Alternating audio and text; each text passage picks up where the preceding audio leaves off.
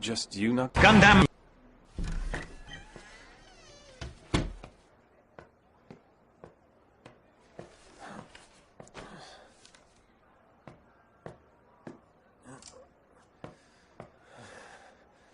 Come on, Heater, do your thing.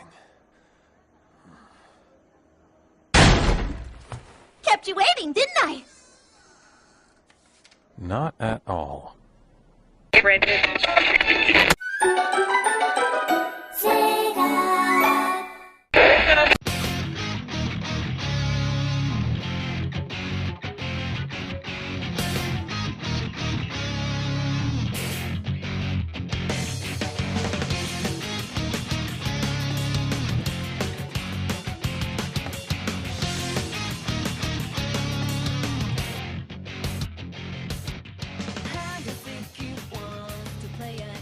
Hello everybody, welcome to Gundamn at MAHQ.net, and this is a special episode for Anime Expo 2013. And with me today is Neil Lorrnoke from your usual cast, and of course you have me, Dollow. I hope everybody's happy with that. It's good to see you, everybody. So just to jump right into this, Neil, what was your impressions of Anime Expo 2013?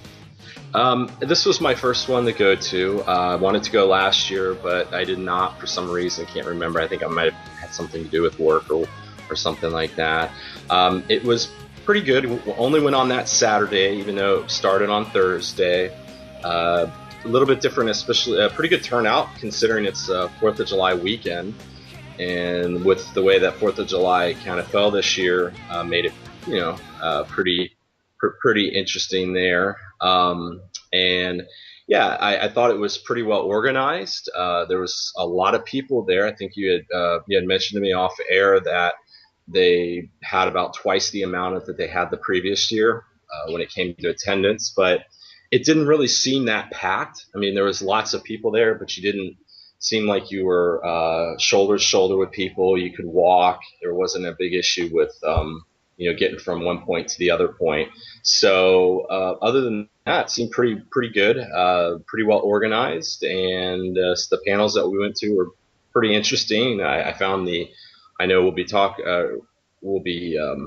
come up, yeah. Yeah, it'll come up here later, but it's the internet voice acting. I did not realize that stuff was actually going on, and I think anybody that's interested in voice acting might want to take a listen to that, because there's some good stuff in there. So, but that's about it. Hopefully we'll be going to Anime Expo 2014. So yeah, they're already planning it, and the dates have already been set. It's a matter of just waiting for it. I don't know what I'm going to do, but I had just one curious question, and everybody, the panels that we have lined up for you are the Kyle A. Bear one, which I had the pleasure of going to. After that is your Sunrise, your Blue Exorcist panel, the interview we actually went to go see, which is Furuhashi, the director of Gundam Unicorn, so that should be a good treat for you, everybody, as well as the voice acting online panel. But the curious thing when we went to Sunrise, I was just, and this is the only thing I want to ask Neil, what was your impressions of the fact that they announced Double Zeta to be on Daisuke? It was a little surprising at first, but kind of thinking about it now makes a lot more sense. We spoke about this in the latest episode of Gundam, I think 127, and it makes sense. They have, if you kind of think about it now, they had Zeta on there, so it would make sense that you would have the sequel. But, I mean, I'm just good that they're bringing stuff out, and if they can keep bringing out stuff that has not been released in the U.S., that's a good thing. So you kind of thought it would have been Turn A, because they talked about Turn A 2 years ago at Anime Expo with that whole thing about being released on DVD, but not a big issue. So, but I'm looking forward to it. So. Yeah, so I just wanted to know about that, because like you and me, we talked about it. It's like we were all like really surprised. That was probably the biggest WTF there. So. Well, and they also mentioned the fact that they're talking with other people to distribute titles, but that's news that's come out that I'm sure everybody knows about at this point. So, overall, I'm happy with Anime Expo. It was a little tiring, but this is the first year where I think I've spent more time at panels than I have at booths. But I hope everybody enjoys the episode, and I'll sing you off there. So we'll be right back. You're listening to Gundamn, MAHQ.net.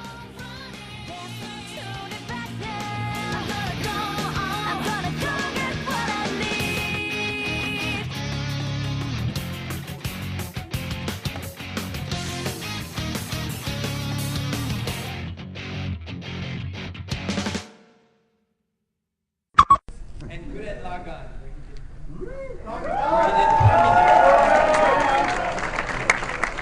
He's best known as the narrator and Team Gohan from the Funimation Club of Dragon Ball Z. Other notable roles include League of Legends, Ezreal, Jarvan, and Graves, Exorcist, Bon Suguro, Guild Wars 2, Great Gins, Ogron, and Hamar, Full Metal Alchemist, Vato Falman, Tales of Symphonia, Richter Abend, and Star Ocean, Dias, Arumat, and Crow. Kyle also provides voices in numerous video games for such franchises as Sonic, Final Fantasy, World of Warcraft, Devil May Cry, Dynasty Warriors, Soul Calibur, and, heard of this one? Resident Evil. He's also the voice of filmmaker Kevin Smith's Smodco Internet Radio. Ladies and gentlemen, I bring you Kyle Hebert.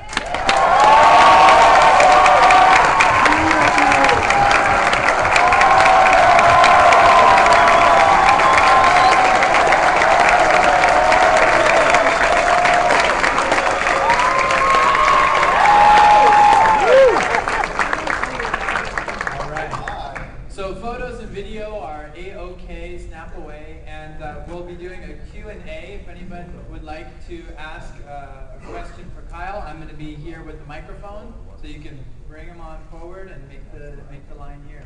Things up. So don't be shy. Strike a pose.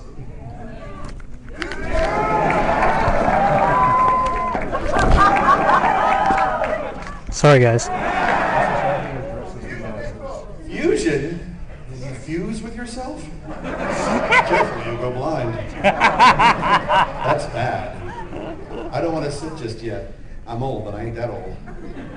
And then I go, oh, screw it, I'm sitting down. No, I'm just going to stand up for a little bit.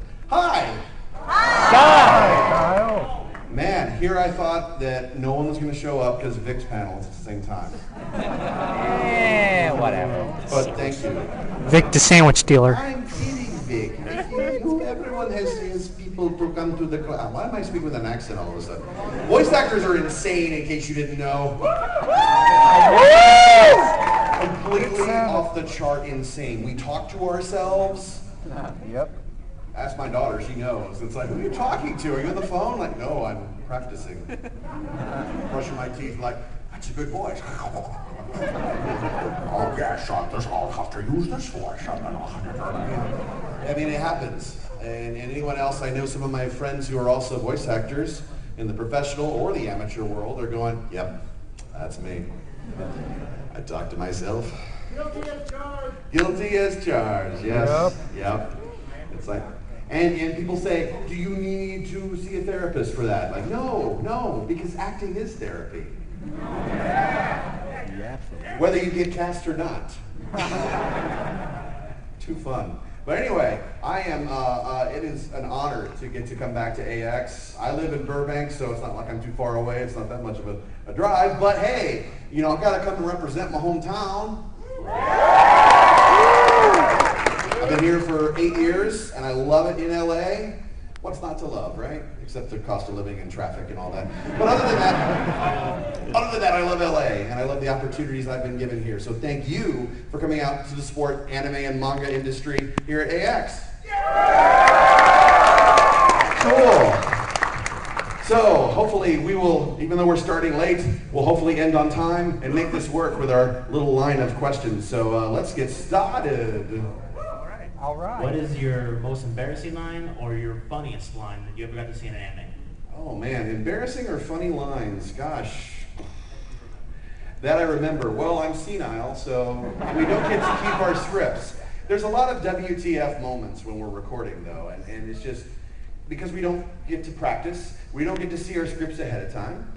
We are literally like reading it 10 seconds before we're performing it, as if it's coming from our soul. So it's a little awkward sometimes when you see lines in Naruto, for example, where Kiba says, I'm going to sneak behind him and give him the all-fours jutsu. Like, what? And Mary McGlynn, the director, just goes, good luck. She's a great director, but it's like, that's your direction? Good luck? Okay. That's all right. But I mean, you get these moments and it just creates comedy gold. I don't know if you guys were at the Fate Zero screening yesterday. Anybody? Freeman had a great running gag with the bloopers about getting haircuts, shaving a haircut. It was too funny. You know, you get guys on a random tangent, and then, you know, sometimes the directors will even tell us specifically to do bloopers, and we're going to talk about that later today, I imagine, on the Blue Exorcist panel, so make sure to come by for that.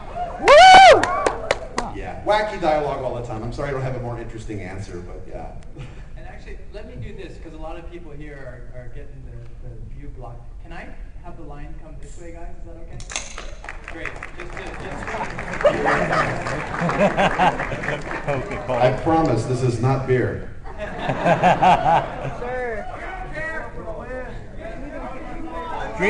Drink beer. It'll be more fun. Too early for booze. Oh my, hi. Out of all your several roles you've done, my absolute favorite was when you did Kamina for Gurren Lagann. Yeah! Oh yeah. What was it like when you just saw the script and see some of the most ridiculous and what would become absolutely iconic lines ever? Which would be? Just who the hell do you think I am? Okay. Because he has a lot of lines in that, you know, bro, and don't believe in yourself, believe in the Kamina who believes in you, and whistle while you work. Yeah, the drill that will pierce the heavens, you know, all that stuff. That's the way Team Gurren rolls. No, I mean, it was epic and awesome because not even maybe like, well, almost a year before we got to work on the dub, the show came out and suddenly the fan buzz was just off the charts, right? And it's like, and I don't watch a lot of anime because honestly there's not enough time in the day to keep up with everything, but I kind of like, it's like, well, what's the big show right now? And, you know, like a year before the dub came out, this show called Gurren Lagann, with its full name, Gurren Lagann. And I go, that looks interesting, and the girl with the huge eyes, and and this dude with hair and the cool glasses, and it's like, that looks interesting. The fans are just going on and on about how awesome this show is. And then, you know, it was about to come out from ADV, and then for whatever reason, it ended up here, and, you know, Bandai or Aniplex or whatever ended up with the show. I'm forgetting if my brain's going crazy with whoever ended up with the show. But we got to do it at Bang Zoom, and I am so honored to get to be a part of a show that is really connected with an audience like that, and a character that means a lot. And has everyone seen Gurren Lagann here? Yeah! Okay. Who hasn't? All right. Okay, no spoilers. It's been out for 5 years. Just go watch it. Just watch the show. It's 5 years old. It's awesome. But I love that character. Oh, no. Love it. I love that I got to do it, and I am honored beyond words that that it did so well on Sci-Fi Channel, and you guys watched it, and it reran like 3 times, and then the DVDs sold, and the Blu-ray set's now out for $600. It's import only, that's why. But anyway, thank you. Yeah, it's great stuff. I love that I got to do that. Hey. I know it's kind of weird I'm asking about a YouTube video, but how much fun was it to play a crazy stalking narrator with Doug Walker?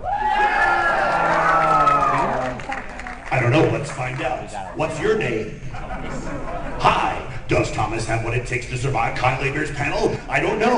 Let's find out. What is he gonna do next? Is he gonna pee? Is he gonna go to number 2? Is he gonna make a poopy? Let's find out. Will he wash his hands after he's done? Will he go and get Pocky in the dealer room? Will he buy a car? Will he go see a Celtics game somewhere? I don't even know. And then he's crouching in a fetal position. And then he gets back up. And then, yeah.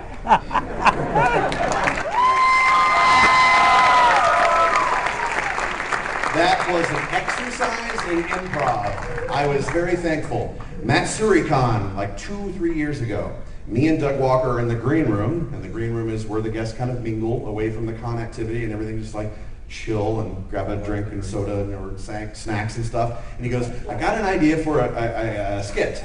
And so I want you to do, you know how people come up to you and say, do the voice, do the voice? I'm going to do that to you, and then I want you to do the voice and just keep on doing it. And you guys can watch the video if you haven't already. It's called Kyle Hebert is an A-hole. I'm not going to tell you what happened to Kate. Oh, is there anyone who hasn't seen that video yet? I haven't. You guys haven't seen it yet? No. All right, cool. All right, excellent. Well, check it out if you haven't, and let me know what you think. Reply to me at Kyle Hebert or facebook.com/KyleHebertVO. And there he goes. He's walking like a bird for some reason. He's got his eyes on me, but I've got his eyes on him. Yeah. Hi, Yoko. Yoko's walking in. Do all the Surface Girls look like that? Is that what he said? Something like Surface Girls? Anyway, hi. Hi. A follow-up to that question. Did you ever get your revenge on that guy with the glasses? No. What would you like to say to him? Ooh. Hopefully that someone will gather the 7 Dragon Balls and wish me back to life. Because Doug Walker's going down.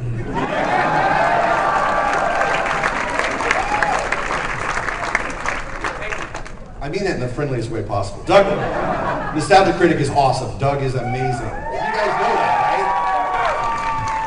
right? I was frozen today. Anyway. So, you know that one Man of Steel thing I did from Nostalgia Critic back in 2013? What? That was me that did that. But anyway, here's my question. You've worked with many voice actors such as Yuri Lowenthal and Gurren Lagann, and you've worked with many other actors in Dragon Ball Z such as Sean Schemmel and Chris Sabat. I was curious as to know, through all your time working with people on Bandai or Funimation, what is the best part about working with these types of voice actors? Well, I mean, to kind of clarify the statement, we don't actually work with each other on anime dubs or video games for that matter. We have to record solo. And we still have a great time. The best possible way is to record together as a group, of course. We only get to do that if it's a cartoon.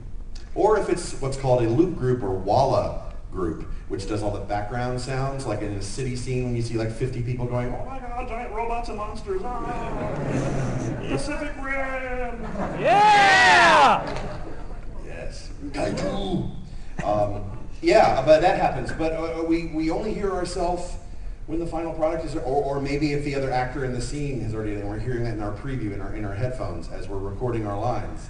So I think it's awesome that I get to work with, as in be associated with, Yuri and Steve Bloom and Wendy Lee and all these awesome, super legendary voice actors in the LA talent pool. I'm so, beyond thrilled that I get to do that. And, I just geek out about voiceover in general. I want to be working with the likes of, Rob Paulson, Maurice LaMarche, and Billy West. Hopefully one day. But thank you. No, it's great. I love the people in the voice acting industry. And as you guys know, because you've probably seen them on panels on YouTube or in person, they're great peeps, right? Yeah!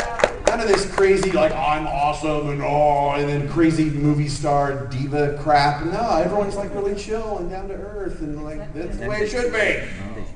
It's a cool job. Yeah, thank you. Thank you. Thanks for coming.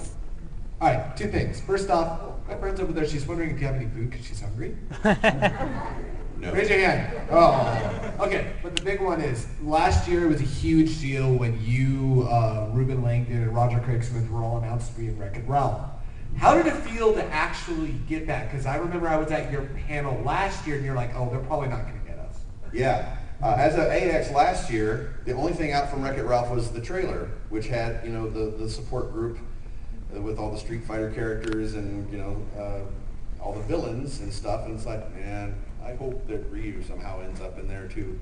And like a week later, after AX, I get a call from the agent going, Disney wants you. And they go, okay, tell them I'm there. I couldn't believe it. I said, I dreamed about this and now it's happening. That never happens. Not really. So it was surreal. It was just totally surreal. I go in and record, and again, solo. Even though it was a huge movie with a huge cast and all that, it turns out that all the celebrities recorded by themselves for that. Wow. And most of the movie, of course, was done because it came out last November, and in July it was pretty much in post-production, and they were just filling in the little gaps. And Ryu and Ken are at the beginning of the movie for 10 seconds, and that's one of the little gaps they had to fill in. Thankfully, the makers of Wreck-It Ralph knew that the voices in a game, that resonates with the audience, and the audience is going to freak out if you don't have the actual voice, right? Hence the recent controversy with Kiefer Sutherland taking over Snake. It's like, right? Right, and no one's saying boo because Kiefer Sutherland's a bad actor. He's awesome, but I mean, why fix what's not broken? Pretty much. And I'm sure he's going to do great. But I mean, it's the Kojima-san's project, and that's what he wants to do, and he did it. So, okay, so be it. But yeah, I couldn't believe it. I still can't believe it. That's awesome. Thank you. Not just I got to be in a Disney movie. I got to be in an awesome Disney movie. Yeah! Toy Story for gamers. Hello. First I want to say is my favorite character you voice is Frederick from Fire Emblem Awakening. Think of God and pray. Yeah, yay. And I also know that you voiced Valadar as well. And my question is, what was it like voicing both a hero and a villain in the same franchise? What? I loved it. That was so cool. I don't think I auditioned necessarily. Sometimes I'll audition for something and not get it, but still work on the project. So it's like winning.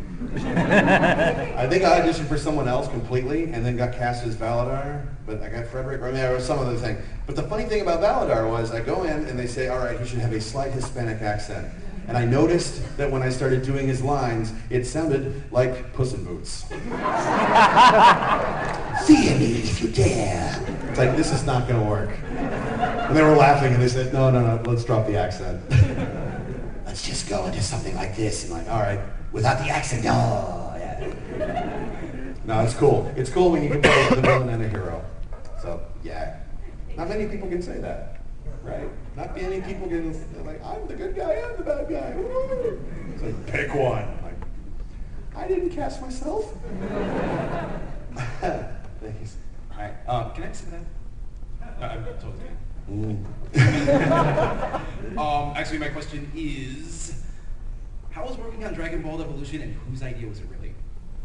Working on Dragon Ball Evolution? Well, Dragon unfortunately, Ball none of us did work on Evolution. I roasted it. That's what I mean. Yeah. That was torture.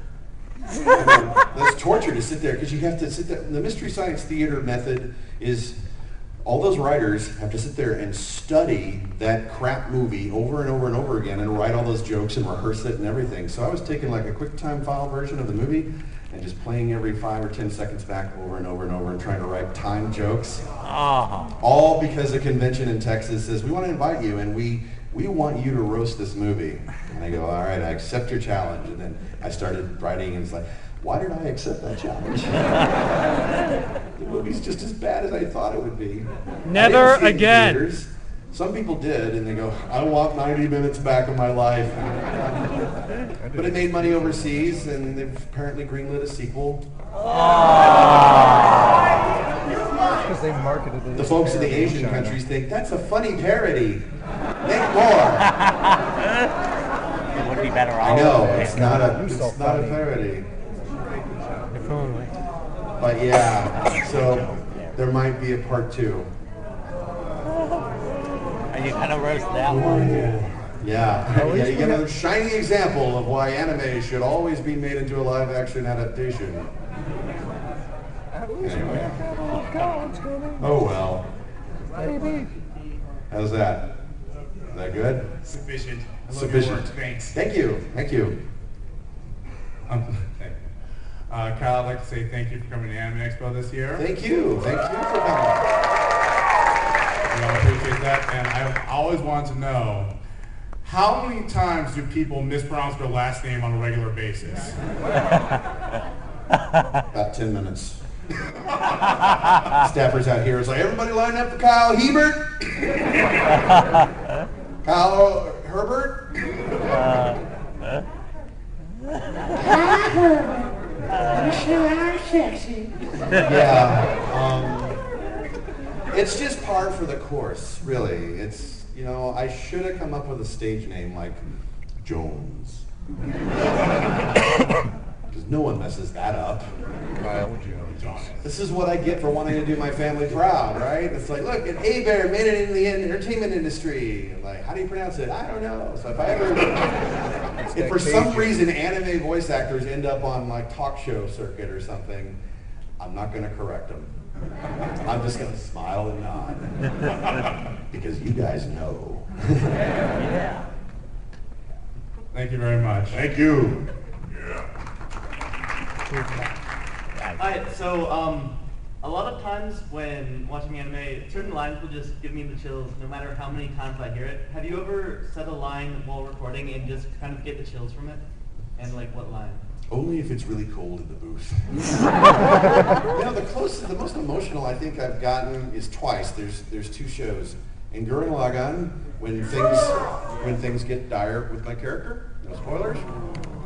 And there's filler arc stuff in Naruto when Akamaru is near death and Kiba just kind of breaks down and it's like, I didn't really cry, but I mean it's like, oh, this is sad. Poor doggy.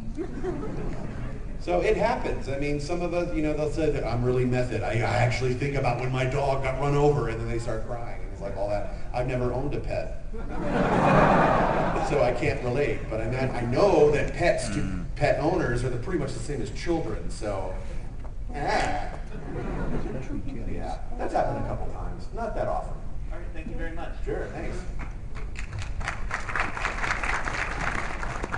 Hey Kyle, so I'm totally like a huge fan of you. Like childhood, Gohan was my favorite character, and I thought like your voice is like really cool. I haven't actually seen Gurren Lagann, but I've like seen clips of you, and I always thought it was really awesome. I was just wondering, it would make my day if I could take a selfie with you.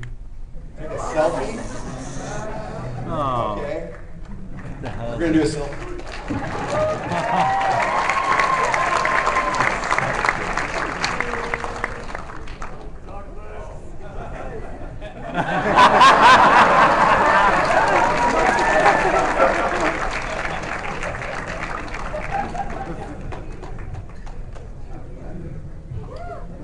That was fun. Well, hi. Howdy. Now I asked Eric Vale this same question last night for any of you who were actually at that pan. Cool. Which was one of the best panels I've ever seen, by the way.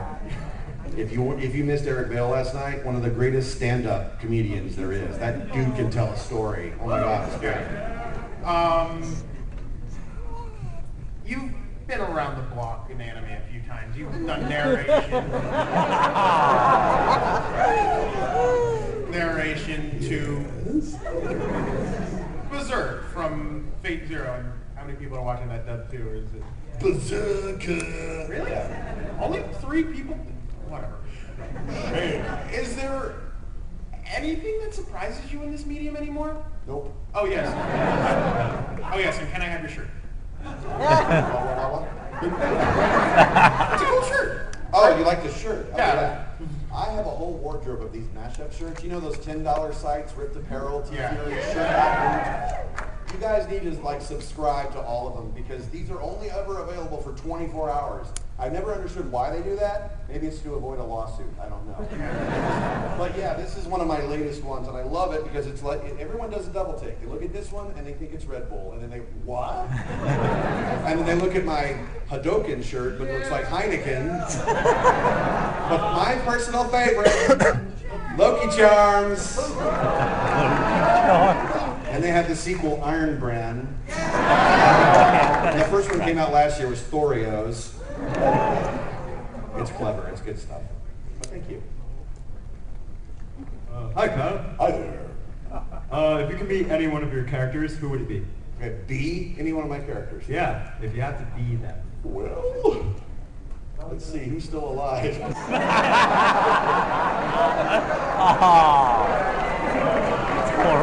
Gohan's alive, but he's a nerd now. He's like, all his powers completely diminished, and now he just reads books all the time. It's like the narrator.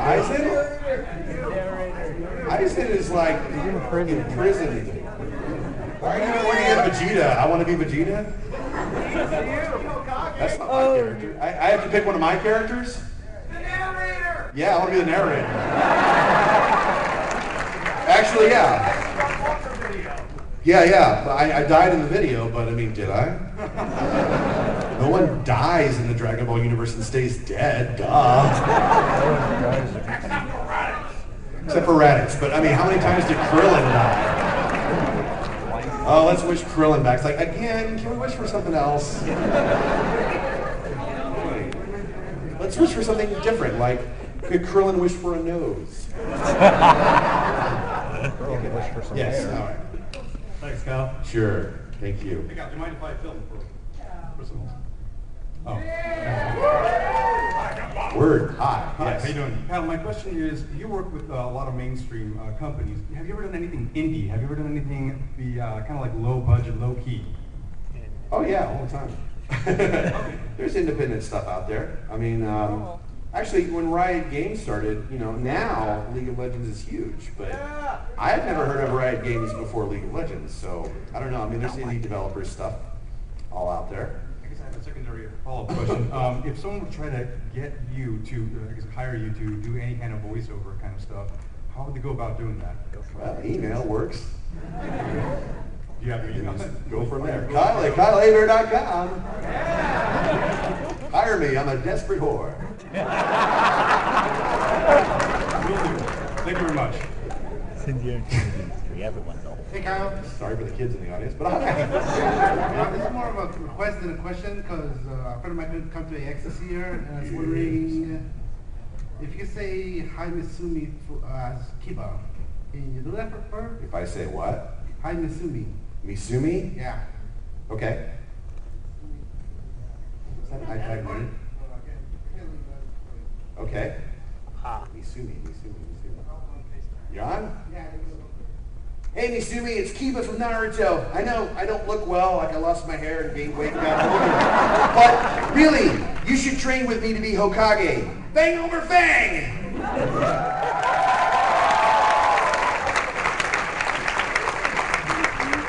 Good thing about being a voice actor, doesn't matter what you look like. Just saying. You're beautiful, Kyle.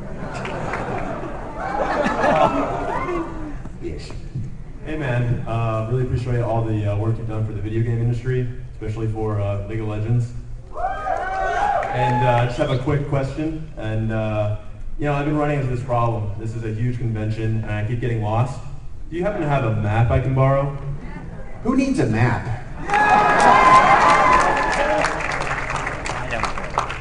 I heard the Noxians have a map, but I hate those guys. People are going, that doesn't make sense. Like, if you play League of Legends, it makes sense. Anyway. Hello, Kyle. It's good to see you again after 2 run-ins at Anime LA. My name's Jeff, and howdy. Great. And this question is based on the last person who asked about, the Dragon Ball evolution. Now, this is a question from filmmakers such as me, asking if in the future, when the film industry adapted anime feature films, how would you think they should be more faithful to the anime itself? I mean, the film industry. Honestly, I think anime should stay anime. Woo! It's animated for a reason. It's kind of a hyper reality, right? Especially the hairstyles. It works in animated form, not so much in live action, right? I mean, it looks great for cosplay, and that's cool. But I mean,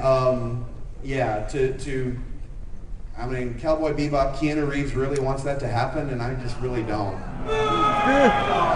It's Cowboy Bebop, man. That's like sacred. That is top tier. Absolutely.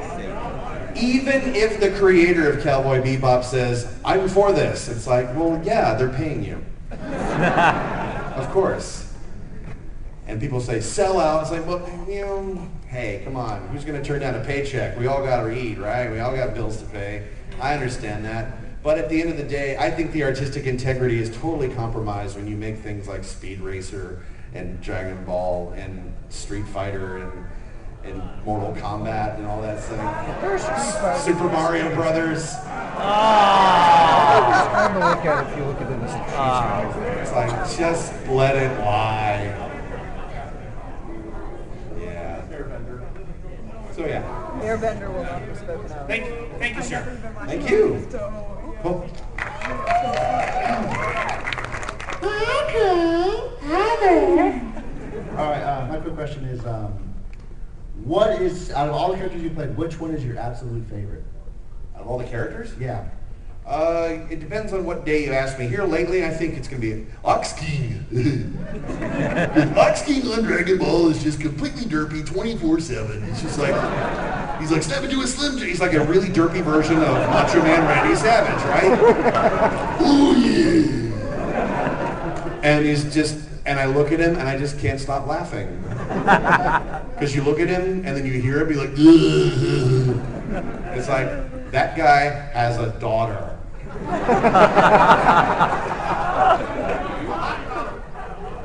Gigi, like, how did that happen? What woman said?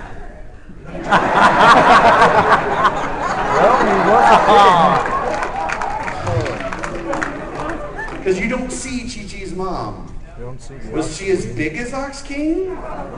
Or was she like this big? You see her. She's like,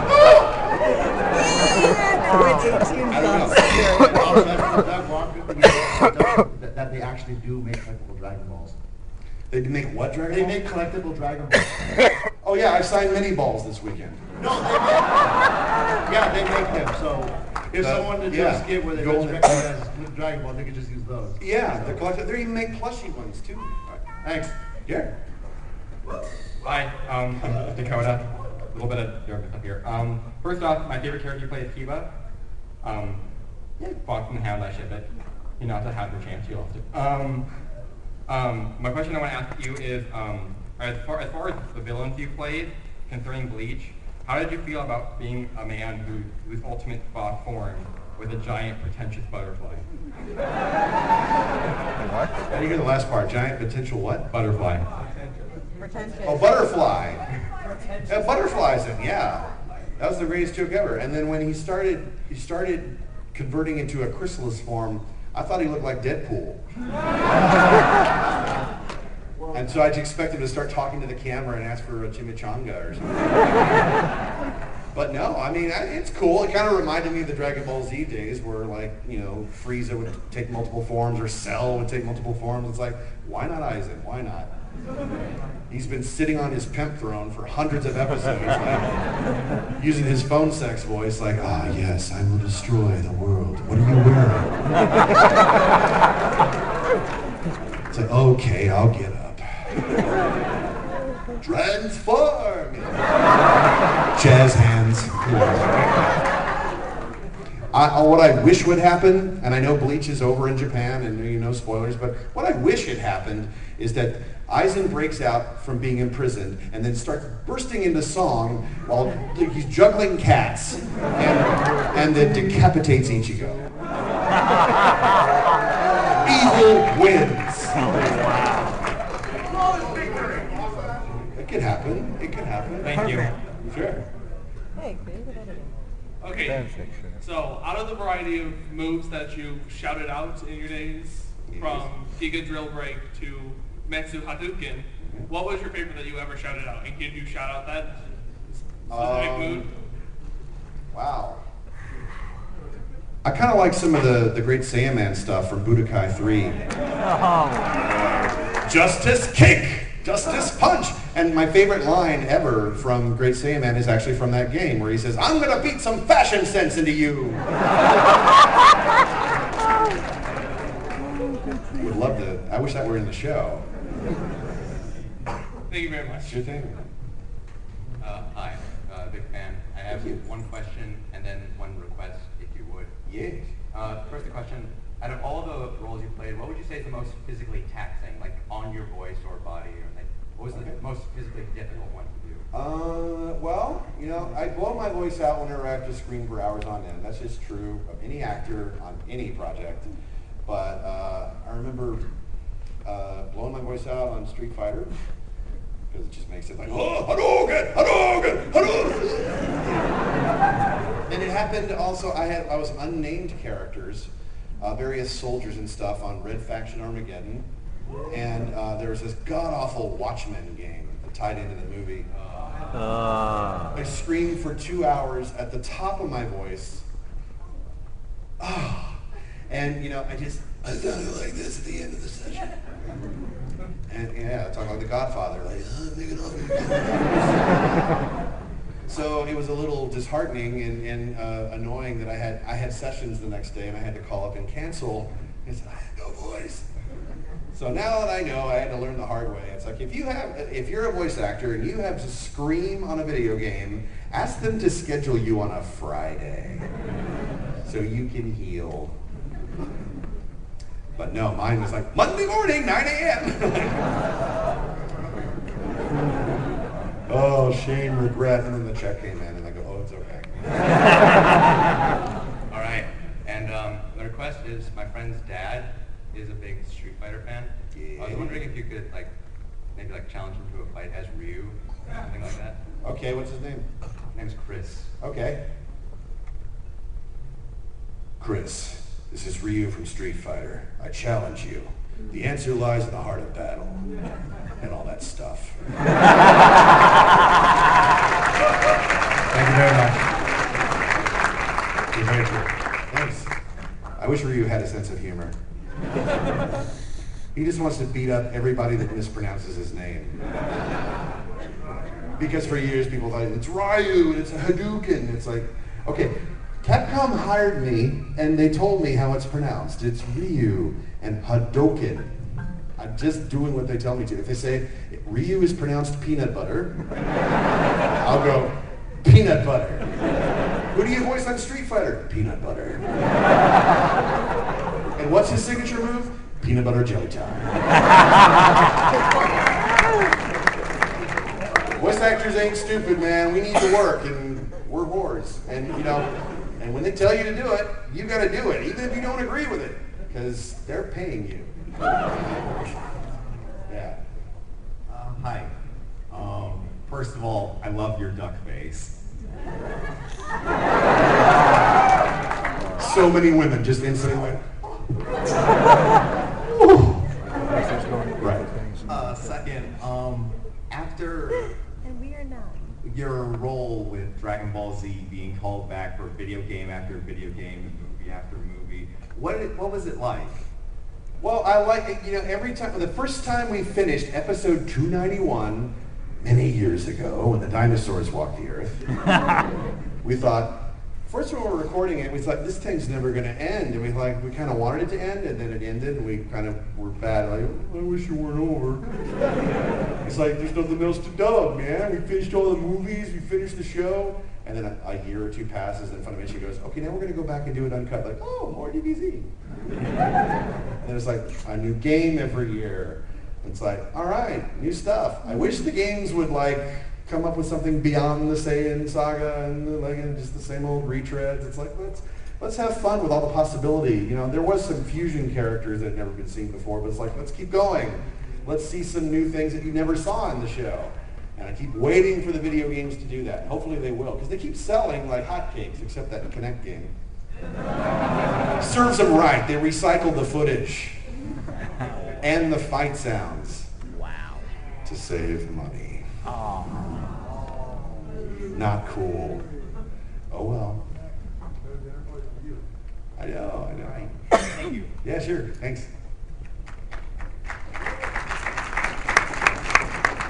Hi, Kyle. Oh, God, is that what I sound like? Try. Okay, so Kill, Screw, Marry, Vic Mignogna, John Young Bosch, or Crispin Freeman. Out of the three, what? Kill, Screw, Marry. Oh my God! Take your time. I'm I'm moving to Montana. Never mind. I can't go there. I love women too much. Okay, you can sub out one of them for Steve Blum then. What, Steve? You can sub out one for Steve Blum. Bloom. How do you pronounce it? I have a good crush for Steve Blum. It's Steve Blum. It's not gay. It's not gay. No, the guy's a personal hero of mine. Steve Blum actually is responsible pretty much for jump-starting my career when I moved to LA 8 years ago. I'm so thankful to that guy. He's the reason I work at Bang Zoom. He's the reason you hear me on Naruto. Seriously. I'm so thankful for that man. And he's so that's great. Mary. What's that? So that's Mary Steve Blum. Sure. Forever. I'm so glad we have that on tape now.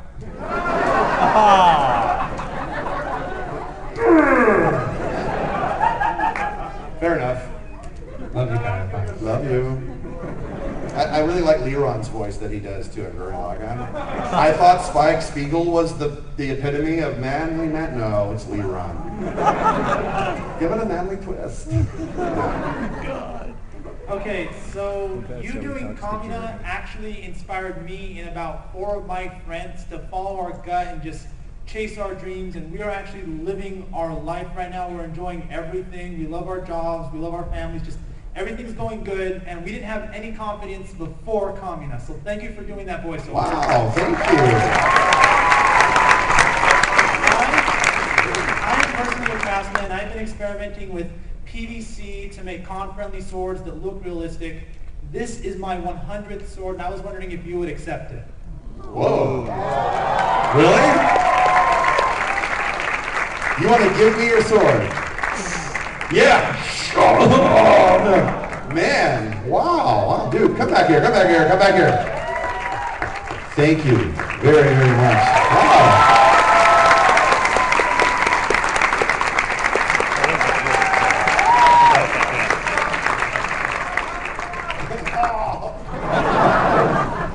Sweet. Awesome. Well, that's never happened before. I've received fan art. I've received plushies of myself. It's my 13th year in the industry, and now I have a sword. That's awesome. I'm excited. Okay. I'm glad I live in LA and don't have to like go through the TSA at the airport like, hi. What do you mean? Oh well. Hi. Hi Kyle, I love your work. I still freak out whenever I hear Algalon from Warcraft. Oh yeah, Algalon, which it's the Eisen voice, but he's the disembodied world killer on Warcraft Burning Crusade, right? Or no, Lich King. Yeah. My question for you is, if you could spend the day with any of your characters, who would it be and what would you do? Who would it be now? I don't know, man. Probably not Kamina. Nah, I don't know. Yeah. A character I'd like to spend time with. Eisen. He managed to be Clark Kent and Superman. With that little bitch curl thing. He gets the ladies, what can I say? Yeah. What would you do? What would I do? I'd tell him to teach me the ways of awesomeness. Because evil is dead sexy. And I just want his pimp throne. It just looks cool. You sit there in Wekamundo and order your minions around. Go get me tacos. Clean your room. Basically. Thank you. Sure. Oh, I'm very entertained. Okay. I actually have a question and a request. Okay. My question is, out of all the characters you've done in Dragon Ball Z, are there any more that you think you could have done or would have done? I wanted to be Piccolo, because Piccolo's my favorite, actually. And what a tease. Chris Sabat told me when I was recording his PyCon in the Otherworld tournament, he says, man, you could have been Piccolo had you come along before. It's like, oh, don't tell me that. Because my PyCon is really just my Scott McNeil imitation of Piccolo. Small world. But yeah, Piccolo, that would have been pretty awesome to get. But you know, I love the casting as it is. I think Sonny Strait is awesome as Krillin. I think Sean Schimmel's the ultimate Goku, even though there's been a billion of them, but Sean really rocks it. Man, yeah, the list goes on, man. We got a great cast. That's lightning in a bottle to be a part of such a cool franchise, you know? And I love that I got to be Ox King.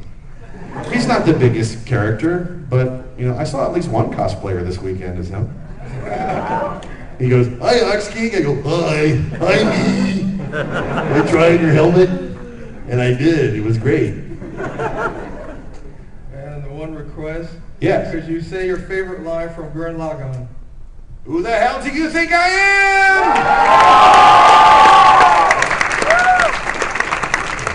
I feel weird saying that in front of little kids. Because you never know. Remember how the word hell, some people consider that a bad word, and then others are like, whatever. You never know. There is worse, yeah. Hey Kyle, first of all, thank you very much for your contributions in voice acting. Thank you. I would like to make one voice request. Yes. Okay, imagine Son Gohan entering a bar and getting wasted.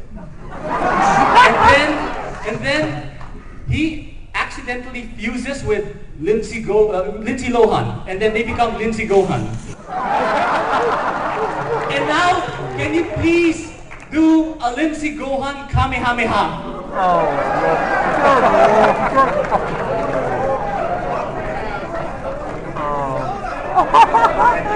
It's not that.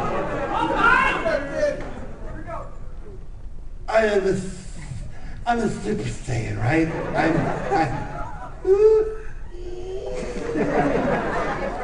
Okay, I gotta concentrate.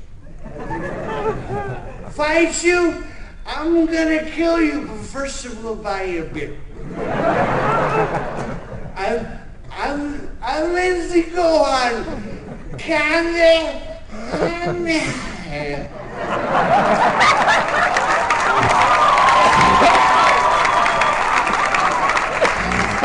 Let's give our thanks one more time to a man who needs no lessons in awesomeness, Kyle Hebert.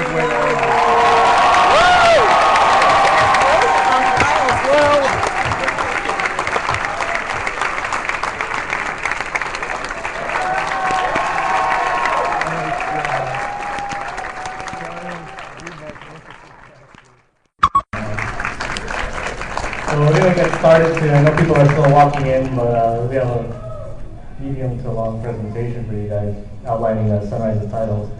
So we do have an announcement at the end of the panel as well. So to get started, my name is Len Proel. I actually work for Bandai Visual, not Sunrise, but I'm here helping them all the time. To my right is Akane Hageno, who is a licensing person at Sunrise. And to the far right is Mr. Masayuki Ozaki. He is a director of Sunrise. He's also a producer. He's worked on probably some of the titles you might have seen. One of his most recent titles is Tiger and Bunny. I think I saw some Tiger and Bunny cosplay in the audience already.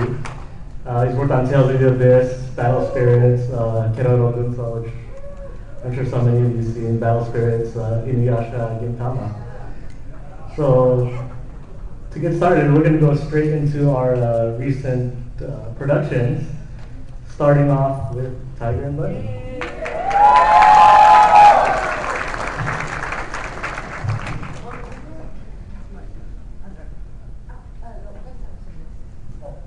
Okay.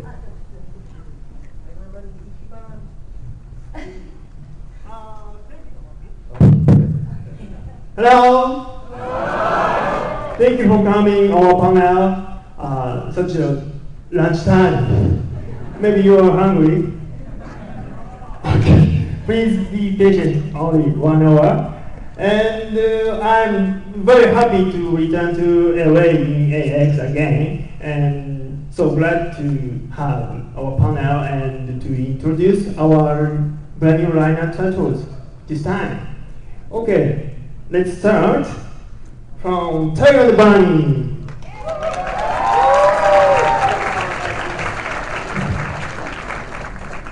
はい、タイガー&バニーなんですけど、ブルーレイディスク、DVD DVD ディスクのボックスが、1巻と2巻が、発売中です。The Blu-ray and the DVD box for volumes 1 and 2 are available now. 皆さんがこの AX の登録した時に持っているビニールバッグにもありますけど、ネオンアレイで今、配信中です。ぜひご覧ください。And if you look in your swag bag for AX, you might have seen the flyer or something for Neon Alley. So Tiger and Bunny, the dub version, is also on Neon Alley. So you can watch it there. じゃあ、Let's see the trailer.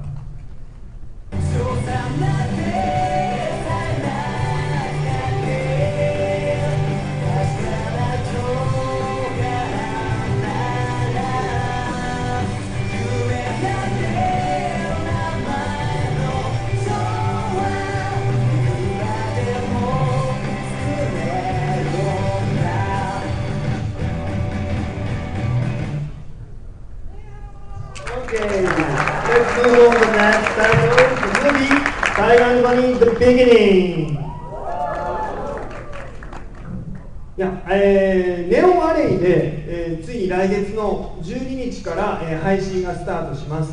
So finally, the Tiger and Bunny: The Beginning will be starting streaming on Neon Alley next month, August 12th. 皆さん待望のブルーレイディスク DVD は、もう間もなく、ビズさんから発表されます。And the release date for 2013年の今年の秋にリリースされる予定ですね。So the Blu-ray and the DVDs will be released this fall, coming fall. So it'll be really soon. So look forward to it. それだ。ボンジューヒーロー本番スタート。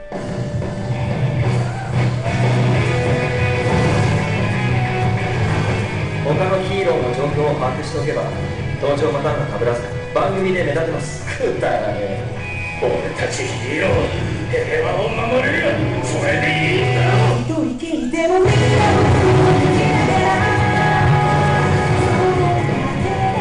を本当はあなたとコンビなんて組みたくなかった。でも会社命令なので。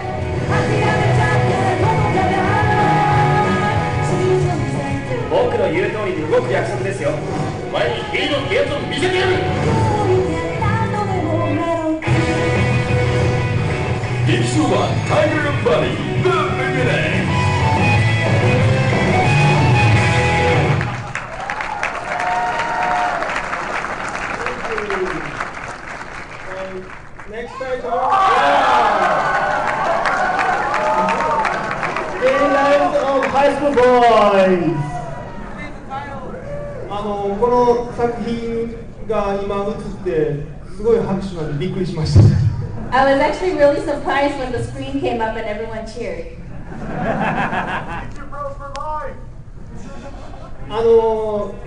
じゃあ皆さんご存知の方も多いと思いますが、これ監督しているのが銀魂の初代監督の高松真嗣さんです。And I'm sure you guys already know, but the director for Daily Lives of High School Boys is Shinji Takamatsu, and he is the first director of Gintama. 今回サンライズと、NIS さんの、初めての取り組みで、この作品の、DVD がブルーレイが、8月の6日来月6日に発売されます。And so for the first time, NIS America licensed from Sunrise, and NIS America will be releasing their Always Deluxe sets next month, August 6th. でNIS さんならではの豪華なブックレットが、ついてますし、購入していただいた方にはですね、数量限定でこの真田北高校のネクタイが、プレゼントされます。And of course, there's always a booklet with their release, but it's limited supply, so you have to buy early. But when you buy it, you get the Sanada Kita High School necktie with it. So it's very nice, isn't it? でもこの、AX のために NIS さんが編集していただいたトレーラーを、And this is a trailer that NIS edited for AX.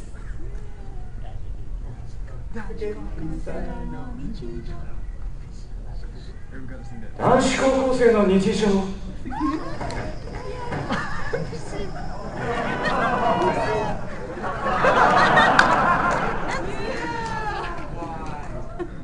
うお前ら帰れ。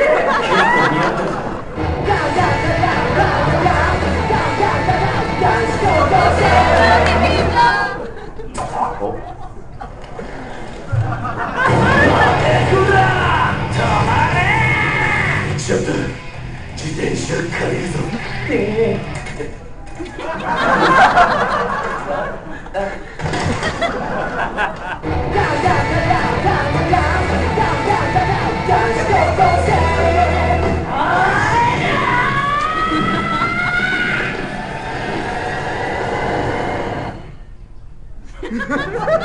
もうあれしかねえだろ。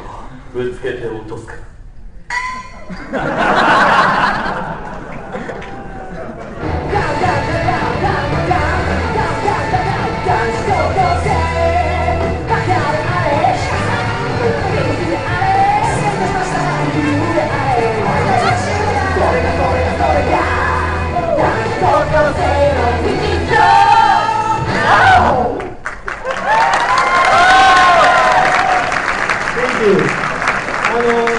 実はこの作品コミック原作なんですけれども、コミック漫画原作。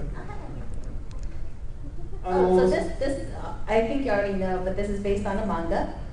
最初にサンライズ僕のところに、この漫画をぜひサンライズで、アニメ化してほしいという、話があったときに一度お断りしました。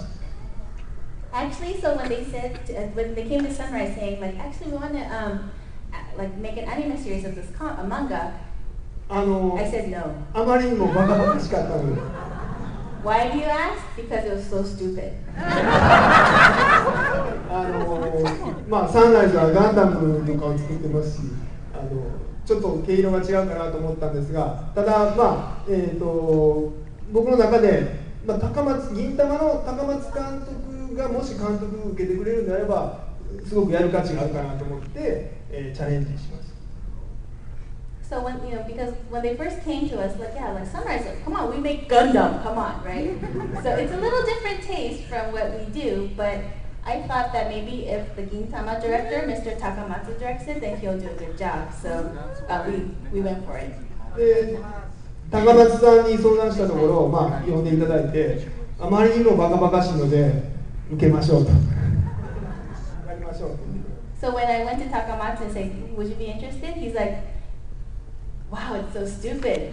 Let's do it." でまあ皆さんこうやって拍手していただいて、まあ頑張ってアニメ化してよかったと思います。And since you guys like cheered for it so much, I guess it was a good decision. I'm glad we went for it. Okay, let's move to the next title. 5 Lane. これは第1シリーズ、第2シリーズともに、日本で放送、終了してまして、今、戦隊の方で、ストリーミング配信している、最中です。So seasons 1 and 2 are they're both streaming. They were streamed at the same time on Sentai Filmworks. で同じく戦隊からブルーレイも、ボックスが出てます。And season 1 is on Blu-ray from Sentai Filmworks as well. で、パネルにも出てますが、第3シリーズの制作が決定してまして、2013年に、日本で放送される予定です。今年中ですね。And the third season has been confirmed and it'll start airing this year. Okay, trailer. I'll be there for you. That's no matter now.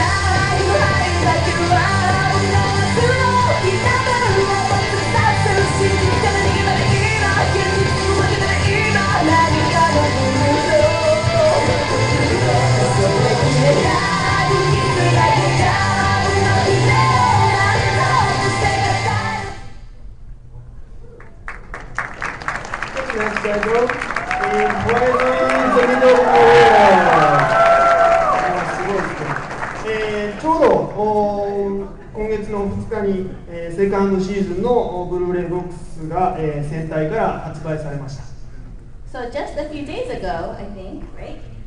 The second season 2 has just been released from Sentai Filmworks. Okay, please.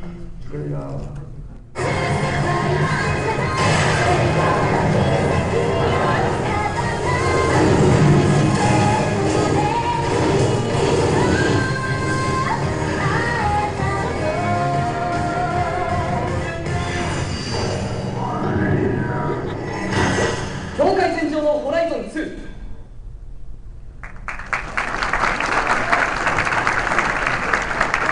Title is 金剛神がこれも、さっきの、男子高校生の日常と同じくすごくバカバカしい作品です。Just like the daily lives of high school boys, this is also a stupid series. 監督は現在の、銀玉の監督の、藤田さん。The director for this one is the current director of Gintama, Mr. Fujita. で、ブルーレイ DVD のパッケージは、今アニメーションと相談している最中なので、発表はもう少々お待ちください。The releases for the DVDs and Blu-ray, we're still talking to Funimation about it, so please stay tuned. Okay, trailer please.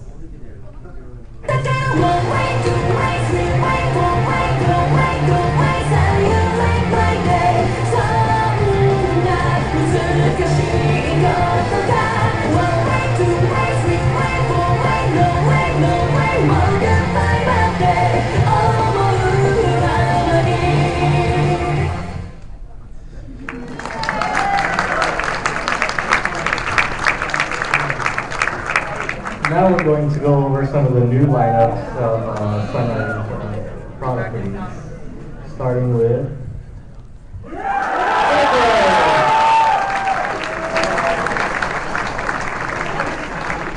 バルブレイブです。皆さんご存知かと思いますが、コードギアスを書かれた、大河内さんのシナリオによる最新作です。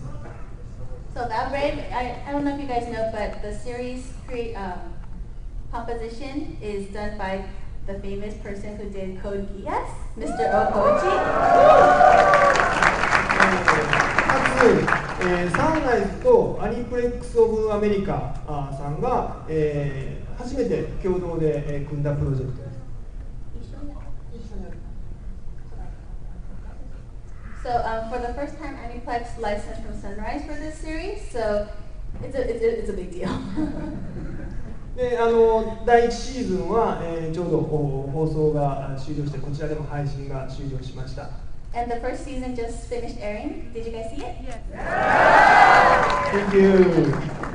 で、皆さんお待ちかね第2シリーズが、10月からスタートいたします。And the second season that you've all been waiting for will be starting October. で第2シリーズも第1シリーズと同じく、日本と同時にこちらで配信しますので、ぜひご期待ください。And just like the first season, it's simultaneous available, or simultaneously available, Japan and US, so please look forward to it.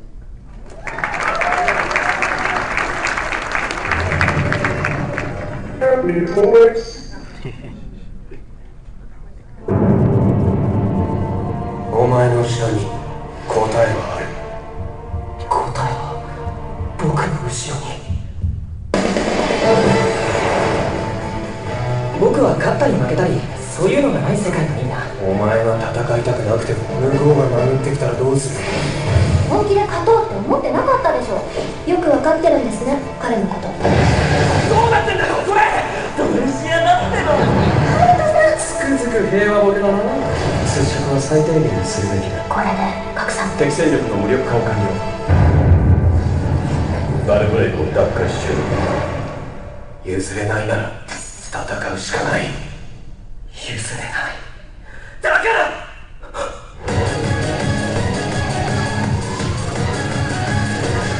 短い夢を重ねて永遠にしてゆく花の偽りが切ない導き出される結論は時しまあるのか。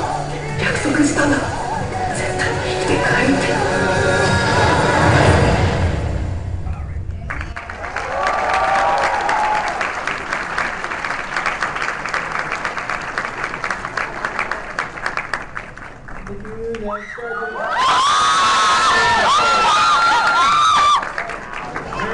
Gintama, the final movie. 日本で劇場公開がスタートしました。So the movie started, or they're showing the movie starting today in Japan. In Japan. で今回の映画は、原作者の空知先生がこの映画のために書き下ろされた、オリジナルのストーリーになります。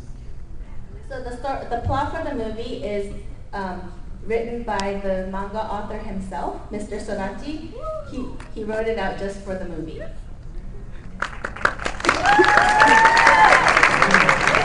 本当に、先週末、僕はこのロスに来る前に完成したばっかりです。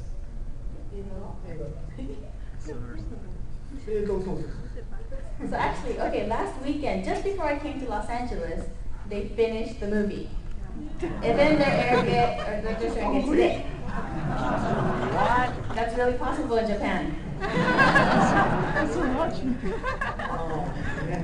ちょっとこの作品に関しては、アメリカでの公開っていうのはまだ全然何も決まってないんですが、テレビシリーズはクランチロールで見れますので、よろしくお願いします。So unfortunately, we don't know anything about the U.S. release for Gintama, the final movie.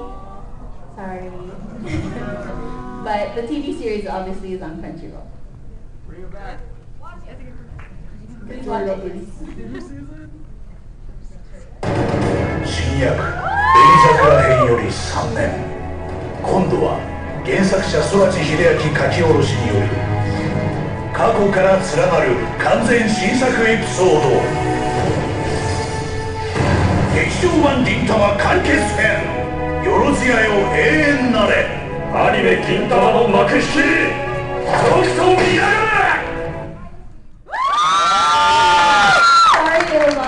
But it's really brand new trailer, so. Next title is Love Live! ラブライブ、第2シリーズの、制作が、決定しました、来年の春からスタートいたします。So season 2 will start next year in the spring. 第1シリーズは、クランチロールで、配信中です。And it's, the first season is airing on Crunchyroll. で、今ブルーレイディスクに関しても、NIS さんと、交渉中ですので、近日中に発表されると思います。楽しみにしていてください。And we're talking about the Blu-ray release with NIS America, so and that'll be announced soon. So please look forward to it. Okay.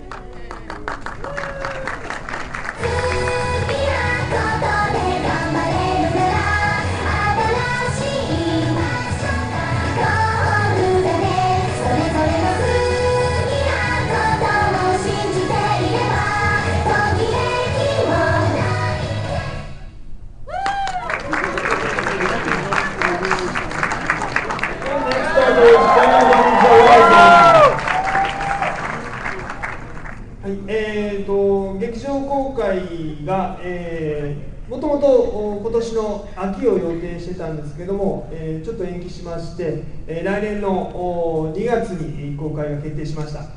So we were supposed to show it this year, but it got delayed a little bit, so it'll be showing starting February 8th next year, 2014, in Japan.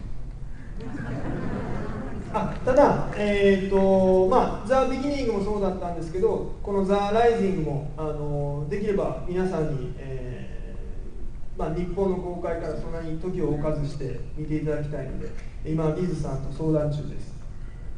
So obviously, like we did with the first movie, we want to bring it over to the United States as soon as possible. So we're talking with Biz to make that happen. But we're working hard to do that. 内容は皆さんお待ちかねだと思います。テレビシリーズの後のお話で、全て、完全新作になりますので、ぜひご期待ください。And as for the plot line, everything is brand new because the storyline is what happens after the TV, where the TV story.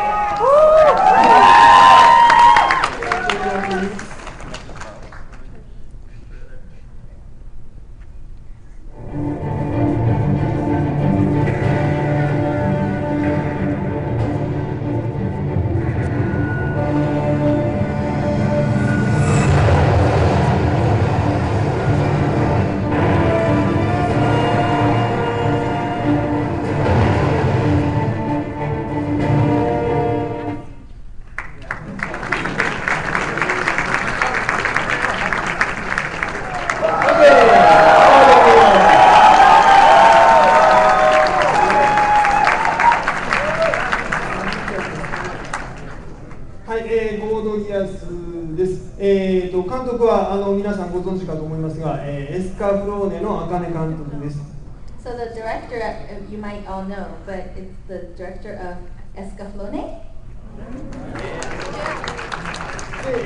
全部で4章の構成なんですが、第2章、今まさに、作っている最中で、9月14日に、日本でリリースがスタートします。上映がスタートします。So a total of episodes, 4 episodes total, and episode 2 will be released September 14th in Japan. Okay, trailer please.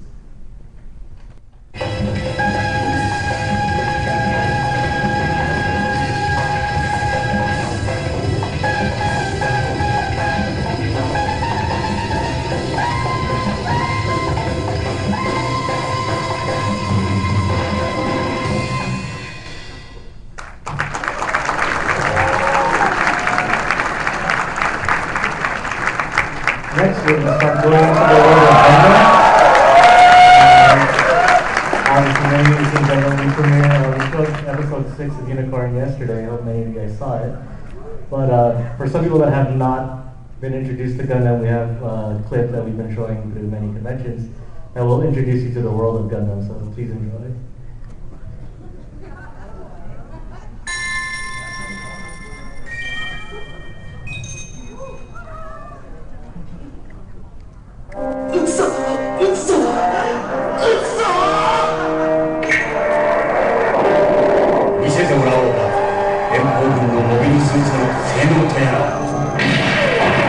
1979, the Mobile Suit Gundam series first began broadcasting on TV. At the hands of director Yoshiyuki Tomino, this project created a massive movement, and the Gundam franchise which resulted has crossed generations and continues to be watched passionately even now.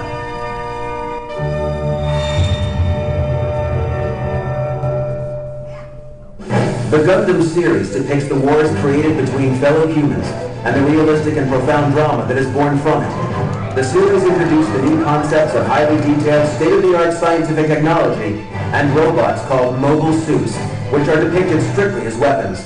And it established a new genre, real robot anime. The protagonist is not a one-dimensional hero. To the audience, the youth feels true to life.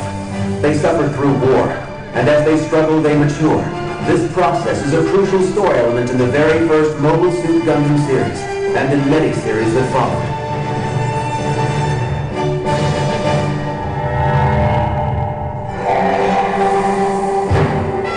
In April 1979, the animated TV series Mobile Suit Gundam began airing. It is set in an era known as the Universal Century, when mankind has migrated to space colonies, and depicts the maturing of protagonist Amuro Ray as he lives through the tragedies and turmoil of humans warring against each other. By 1981, this dramatic tale had led to the rise of enthusiastic fans, and the series was released as 3 theatrical features, becoming a huge record-making hit. Afterwards, new series appeared, such as Mobile Suit Zeta Gundam, a sequel to the original series, and Mobile Suit Gundam 0080 War in the Pocket, which was not directed by Yoshiyuki Tomino. These revealed a new direction for the franchise.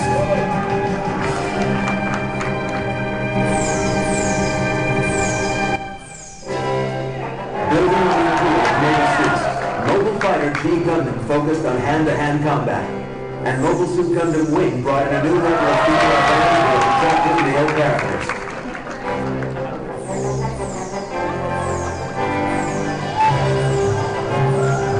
The first Gundam series of the new century was the popular Mobile Suit Gundam Seed, which had its own sequel series.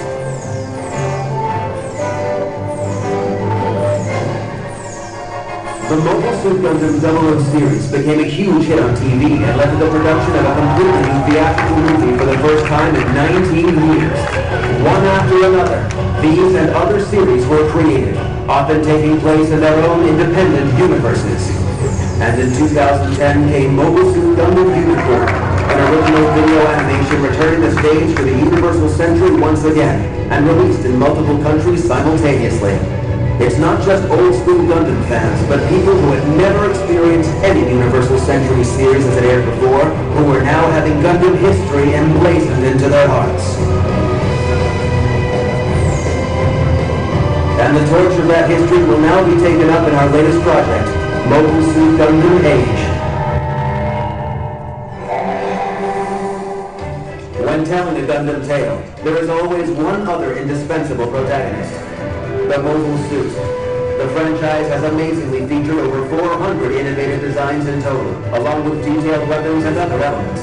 Coupled with their dynamic action, they continue to capture viewers' hearts.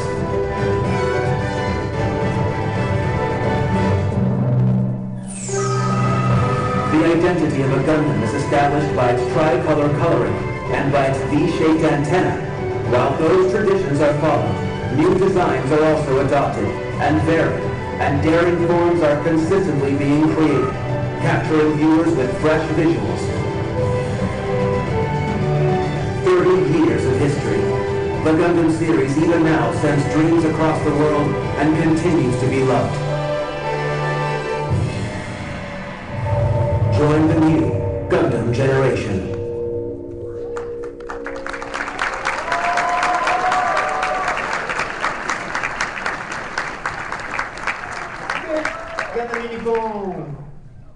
第6巻まで出てまして、いよいよファイナルエピソードが来年の春にリリースされます。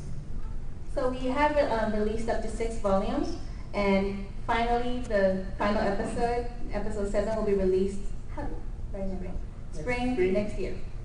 で1巻から6巻までの、DVD に関しては、これから順次リリースされる予定で、ライトスタッフと一緒に、1巻と2巻、エピソードでいうと1から4まで入ったものを、来月8月の20日に発売する予定です。So for the DVDs, as you know, they only have Blu-ray, but they're going to start releasing DVDs, and with Sunrise is working with Right Stuff to distribute those DVDs, and Volume 1, Episode 2, yeah, so 2 episodes in 1 volume. And it'll be released August next year. No, this year. This month. Next month. Sorry. Read them out. で、監督の古橋さんが、この後というか、午後にサイン会を行います。And if you don't know, the director of Gundam Unicorn is here at AX, and he will have an autograph session 3:30 today in the South Hall, in the dealer's room. Important information. And also, just one more announcement. We have a special bundle pack for episode 6 that comes with episode 6 Blu-ray, a Rosie Zulu Gunpla clear file, and I believe a postcard set along with a limited edition bag. That's on sale at the Bluefin booth, which I believe is 501, as well as the PvP Filmworks booth, which is 901. That's right in front of the Bandai Namco Games booth inside the exhibit hall. So now we'll show the trailer.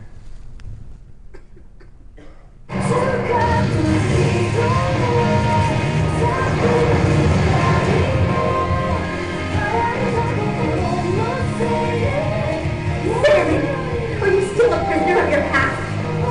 Please, make things go away. Hatred. Regret. How can the last soggy air say such a thing? Then kind of you can never go back to being a part of that everyone. One day, you will run headlong into the same despair that I did.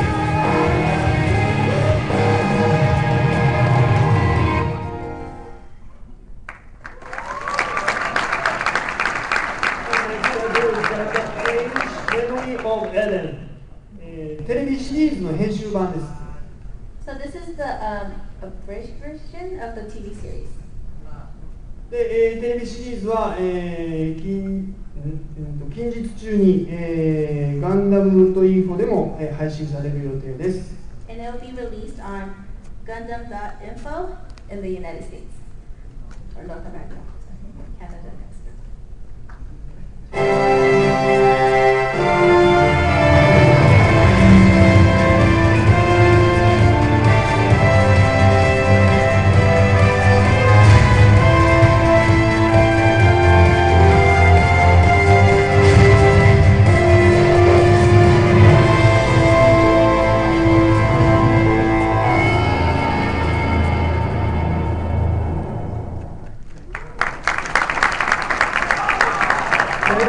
Gundam 3 Destiny、ハイデフィニッションで、再撮影して、新たなカットも追加されたバージョンです。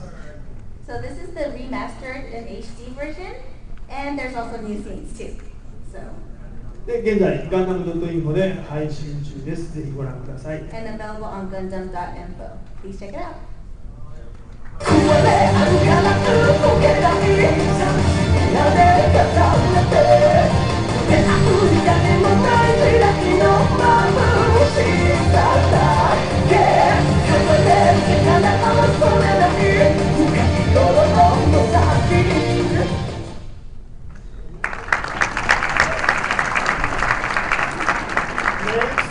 Our brand new title, Gundam Build Fighters. 今週日本で、発表されたばかりの最新作です。This was just announced this week in Japan. I'm sure you guys all saw it. 個人的にもすごく、楽しみな面白くなりそうな、作品です。今年の10月から、テレビ放送がスタートです。And this title, I'm personally looking forward to it, and it's starting in Japan in October. で、シリーズ構成が、ガンダム00の、黒田さん。And the series composition is done by the Gundam 00, Mr. Kuroda. で、監督が、これもガンダム00で、演出をずっとやっていただいてました、長崎さんになります。And the director for Build Fighters is the episode director episode director of Gundam 00. で、内容を軽くお話しします。And I want to sort of explain the plot before you show the trailer. これは、今までの普通のそのガンダムシリーズではなく、ですね、ガンダムのそのプラモデルでバトルするお話です。So it's a little different from the previous Gundams that we had done. It'll be featuring Gundam plastic models, and then they'll be battling or fighting each other. 設定はね、近未来に、プラムスキー粒子という粒子が発明された世界のお話です。So the story is that in the near future, they invented something called the, let me get this right, Plavsky particle? Not Minovsky. Plavsky. Pla means plastic models pla. で、その粒子があると、プラスティックモデルが、現実化して、戦えるというそういう世界観です。So thanks to that particle, it gives life to Gundam plastic models, and they can fight. で、今までのすべてのガンダムシリーズのに出てきたモビルスーツが、もうどんどん出てきます。So all the mobile suits that came in all the Gundam will appear in this series. ですから、例えば、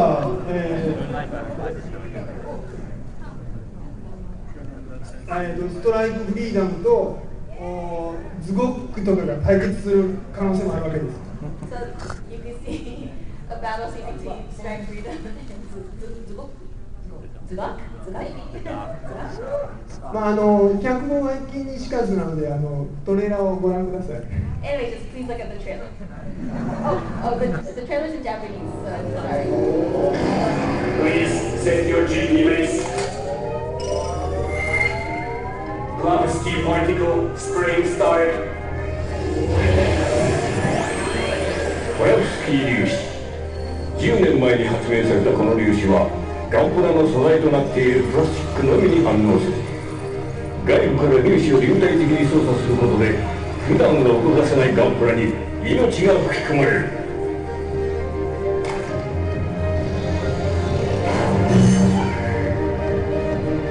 Battle start.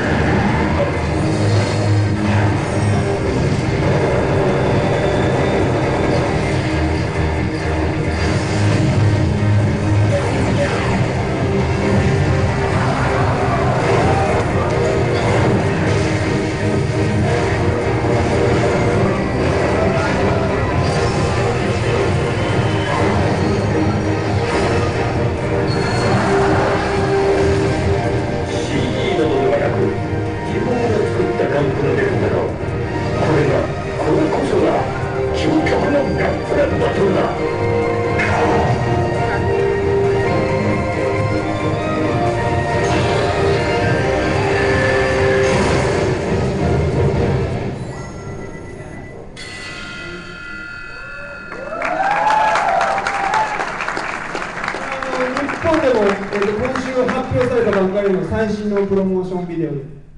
Yeah, so since we just announced it, it's really the newest trailer that we have that we aired in Japan. ご期待ください。 Please look forward to it. Now we're going to go into the announcement that Sunrise has brought, starting with. 大好き。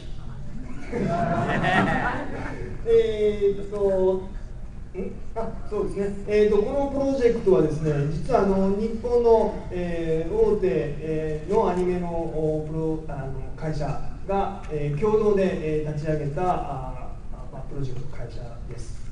So Daisuki is a company that was gathered all the big anime companies in Japan to collaborate in this project.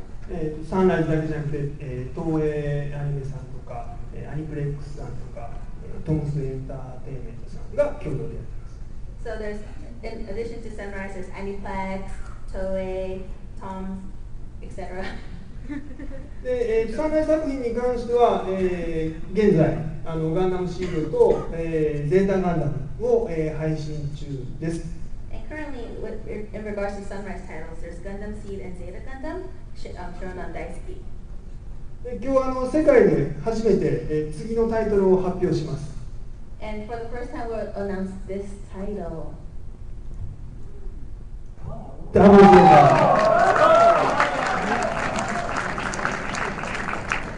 タ。ダブルゼータはこれまで英語版っていうのが一切存在しなかったので、多分皆さんご覧になれる機会がなかったと思います。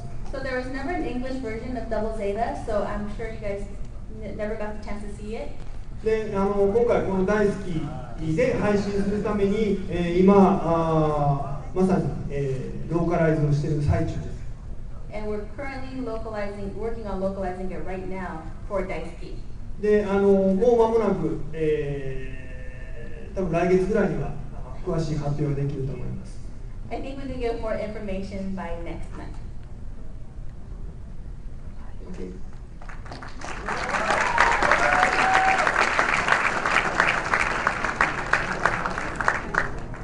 で、次にこれまで、BEI が、リリースしていた作品が、どうなるかについてお話しします。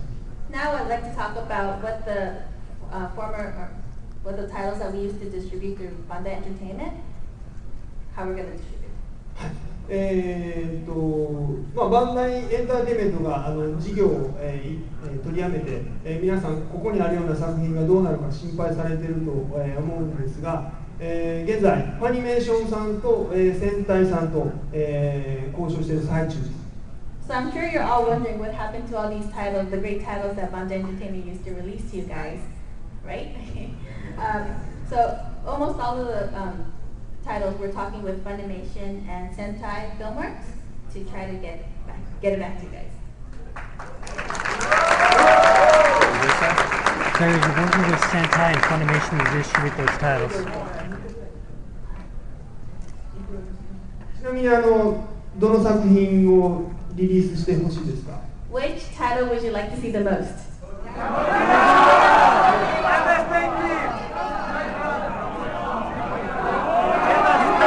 ア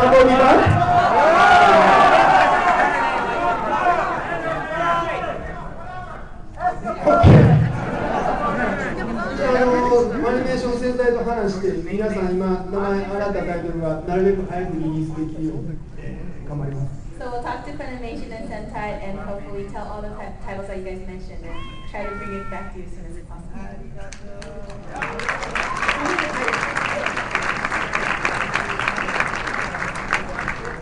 So now we're going to move to Q&A. We only have a very limited time left, so probably take 2 or 3 questions. So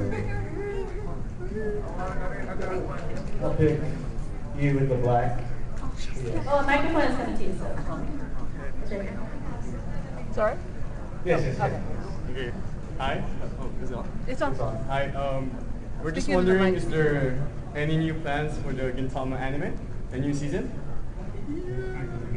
So as for Gintama, the movie which has just released in Japan was the final animation, and so there's no plan next anime. I'm so sorry. You have to read the manga now. This guy was from the ground. Huh? Said final movie. Yeah. You have to read the manga now. Will Double Zeta obviously a DVD release? It was decent enough at least. It shows their commitment. At this moment, we only plan to stream. But of course, now we are making English version, and so I hope DVD or BD will be released as soon as possible. This is our last question. Yes, in the back. So for the world premiere of possible Tiger of Medicine, would you consider more than one city, San Francisco, say LA or New York? San Diego? 今のところないんですけど、ビズさんと相談していきたいと思います。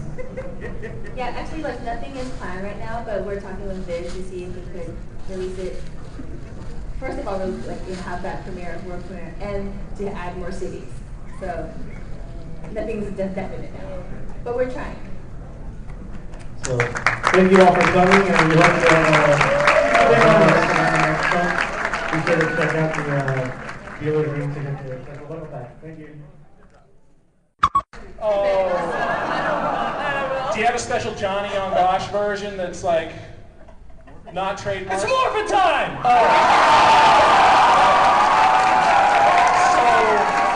So Johnny disqualified, sorry. Johnny won. All right, anybody else want to try? Christine did. Christine was like anxious. Oh, go. I'm going to say Mikachu, though. Oh. Jody, you stole them. Stack's got one. All right. I don't think this is copyrighted. Like the wind that blows a piece of grass, I summon you to help me kick some ass!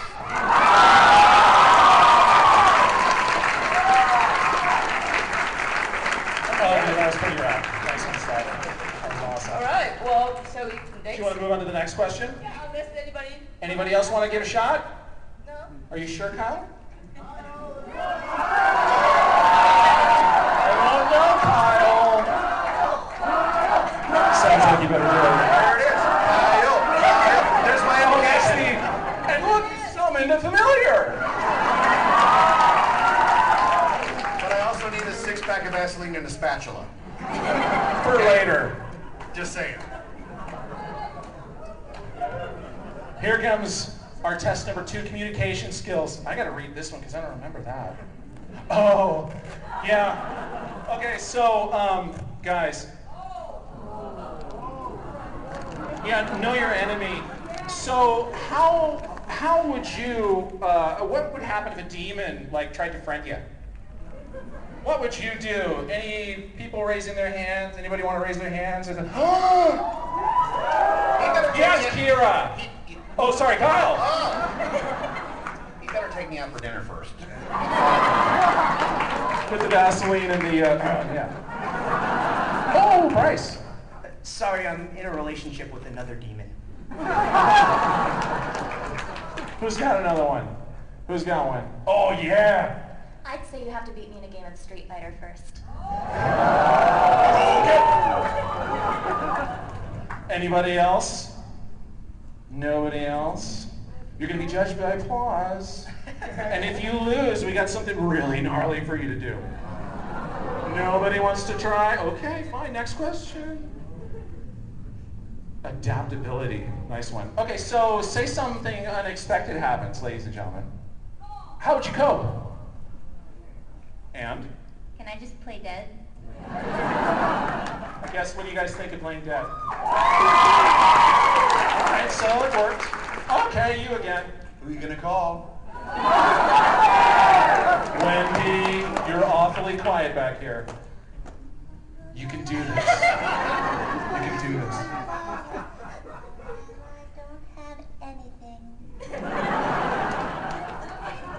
What happens if you did the, okay. Anybody else? Johnny. They want it, Johnny. Give it to them. Hey, look at this. Something unexpected happens? Yeah, what would you do? How would you cope with something unexpected, like, say, Rin burns your... Oh my god! This world is made of love and peace! Would that work?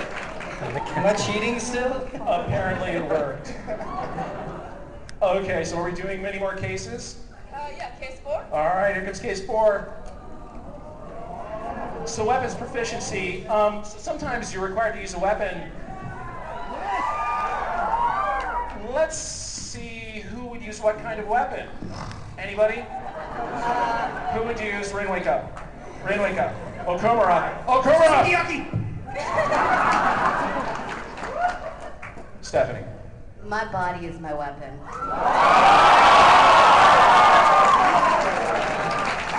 Oh, shizzle. Go. It's hard to top that, but an iPhone, because there's an app for that.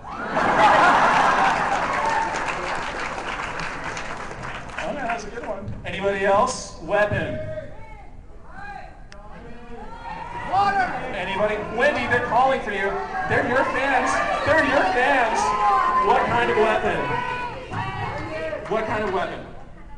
What kind of weapon would you use? Body's already been taken. I'm very fond of large swords that come out of my chest.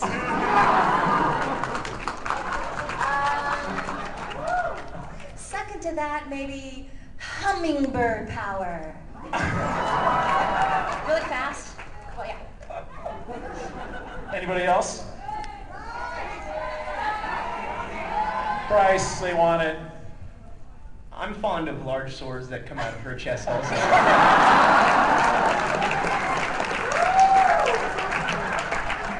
Okay, let's go to the next one. Oh, this should be fun. Yes. Okay, so a lot of times being chased, you got to chase after demons. What is your Exorcist exercise regimen? Say that 3 times fast, Rin.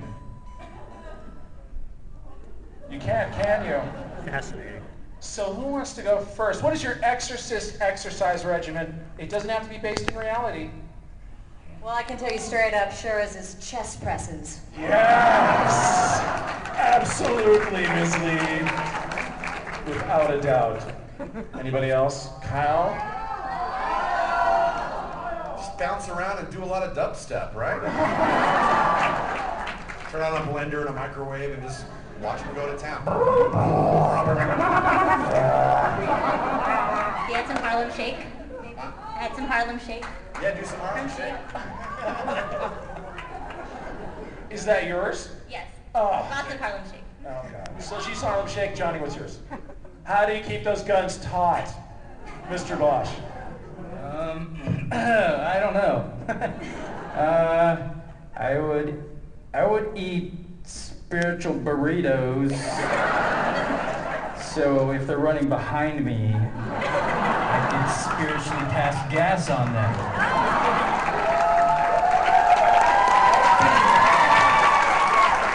A little bit of turbo fart speed too, you know? Just speed up a little when I run. Demonstration like this.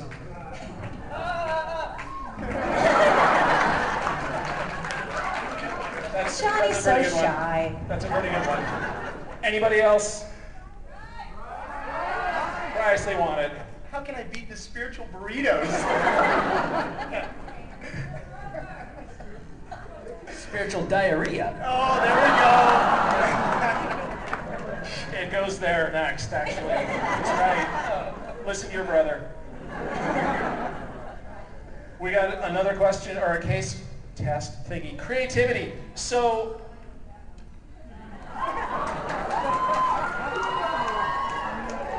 you have to be creative to fool a demon. How would you trick a demon into falling into your exorcist trap? Yes, Christine. Can you just flash some boobs? That's what Shiemi would do. Seduce. That always works for me. Who's next? Oh, Kira. I'd say we made eye contact. That means we have to battle. Okay, got it. I can tell him he can be my admin for my Facebook page. But he has to give me at least 10,000 likes. Anybody else? Oh, Stephanie, yes. I point and shout in a really loud voice, "Look, there's Vic Mignogna!" And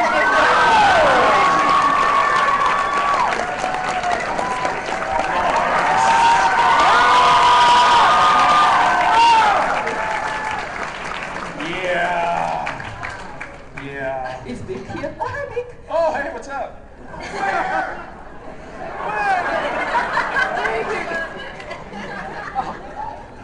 Just kidding. You guys. So here comes the next case. Is everybody done? Everybody's cool with that? Okay, persuasiveness. Oh, you lost on that one, Wendy. But this one, I'm counting on you. Persuasiveness. Most exorcists look suspicious. Like Shura. Hello. She looks very suspicious. Oh my God, she was 2 sizes too small in the tats and stuff. Very suspicious girl. Not that I complain. Most exorcists look suspicious. In case you're arrested, which Shura probably would be if she walks down the street here, you'd have to prove yourself innocent to any sort of police officer who might pick you up. So how would you prove your innocence, Wendy Lee? You can do this. Officer, I got nothing. I'm guilty. But before we go on into the police station, let's drink a lot.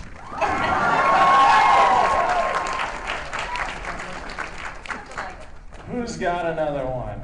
Any ideas, folks?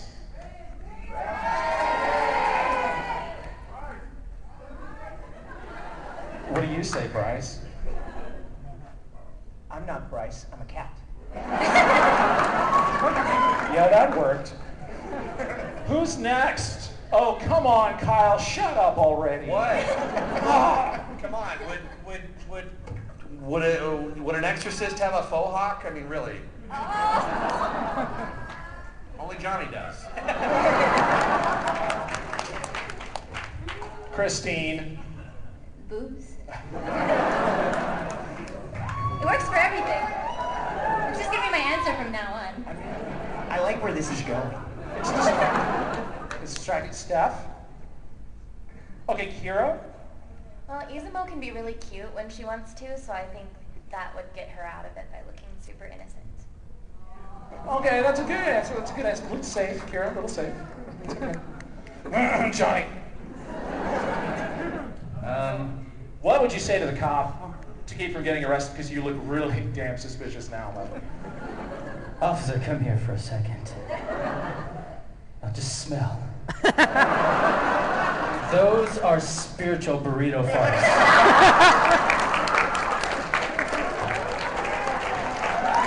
I'm innocent. Let me go, or the diarrhea is next. Spiritual burritos. 2-for-1 punch there. I don't know if that's fair, but okay. All right, so we got one more. It's the last one. Thank God. It's number 8. Understanding animals? So, oh yeah, boy. Hang on, guys. This is a tough one. This is a tough one. Animals are often a source of information. You have to be able to communicate with them. Pick an animal, then kill it. No, pick an animal. Oh, sorry, this is Kyle's script. Pick an animal, and then how would you communicate with that animal? Kyle? What? Oh. I think like a French bulldog, because their ears make it look like Batman. You can just talk like, where are they? Right? Wendy, you're an animal lover. Pick an animal. How would you communicate with it? Go. I will say, come here, little teeny tiny cute little boy. I got you. Yes, wait. But what kind of animal is it? It's a little gray kitty cat. It's my favorite kind. It's really mean, too. That was a good one. Stephanie, pick an animal. Okay. How would you communicate? Be creative. I would pick a dolphin. And then I go. Oh, come on, Kira. I was really excited to record this scene because I love cats, so this is like, I could completely become Izumo here. So your pick would be a cat. How would you communicate with the cat? I already communicate with my cats. Telepathically, ladies and gentlemen. Hey Alex, how about Stephanie played Kuro? Here. So how about That's a good idea. you guys want to hear how she meow?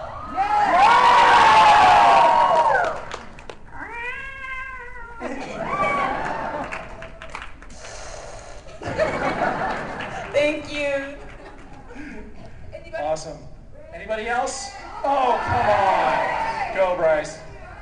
I talk to my dogs all the time, and they just speak back to me in English. They're not supposed to speak back to you? It's called bipolar. Johnny, might as well. I know Burrito got it. Good. Next. Okay, I'd pick a cow, and I'd have like a burger with me. And I'd be like, moo. Tell me, moo, what I want to know, moo, or else.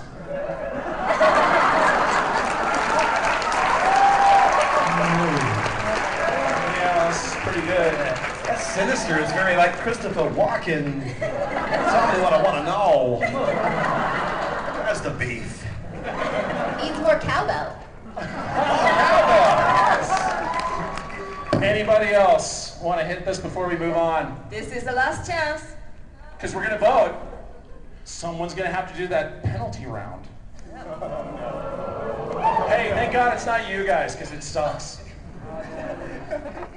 Okay, that's it. All right, so I'm going to stand next to person, or behind person, and give me an applause when you think. We're going to judge it based on applause, so give me a big fat applause or a little bit of applause. Whoever you thought did the best job. Let's just hear some damn applause, people. So I'm standing behind Bryce now.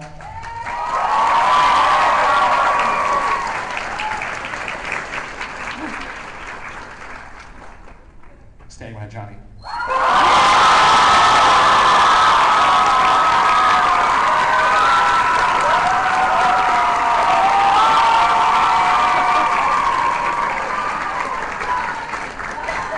Yeah, so that Dragon Ball Z shit in the burrito put you on the top. I knew it, I knew it. Now, Christine?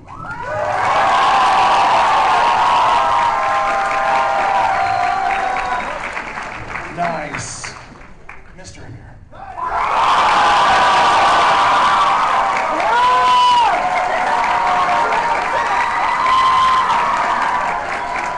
Mario's got it, Mario's got it. How'd you feel about Ms. Buckland's answers?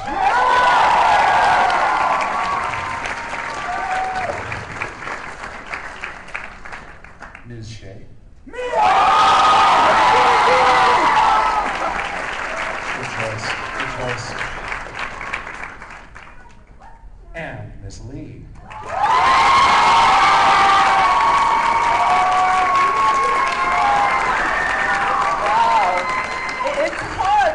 I think Burrito or Wendy? Burrito or Wendy? I think Bryce need a makeup test. Okay. I don't know. Yeah.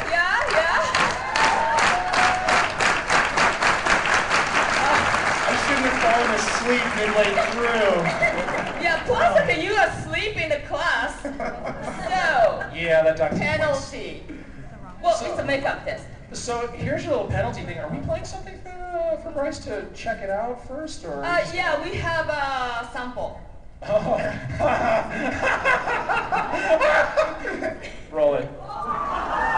Excuse me. If a noisy noise, a noise, an onion, a noisy noise, a noise, an onion, or a skunk, son of a stump, a thump, a stunk, stunk, of the skunk, thump, the skunk, stunk. 3 gray geese in the green grass grazing. Gray were the geese and green was the grass. Denise sees the fleece, Denise sees the fleece. At least Denise could sneeze and feed and freeze the fleece. Swan swam over the sea, swim, swan swim. Swan swim back again, well swim, swan, how many hands?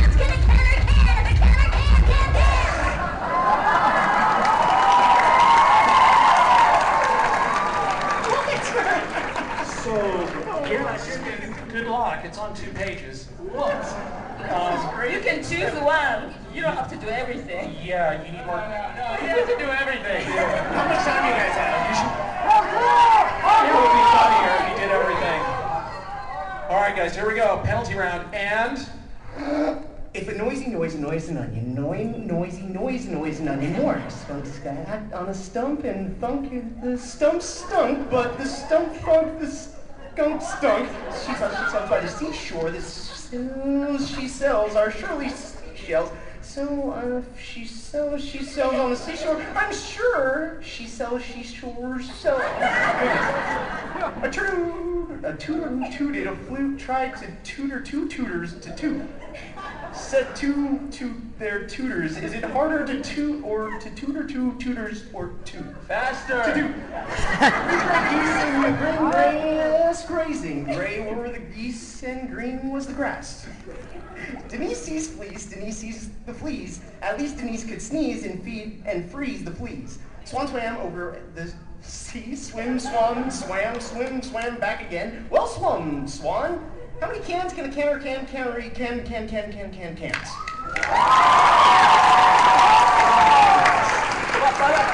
Nice. So, should he pass or should he stay till later for special lesson? Pass!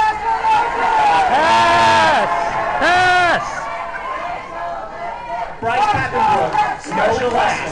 Special lesson. It's going to be a spanking line. Ladies first. Okay. So, this one. Okay, so Rin and Yukio have a really great relationship. Very close brothers. How close are they? Well, it borders on OCD as far as Yukio is concerned. Check this out.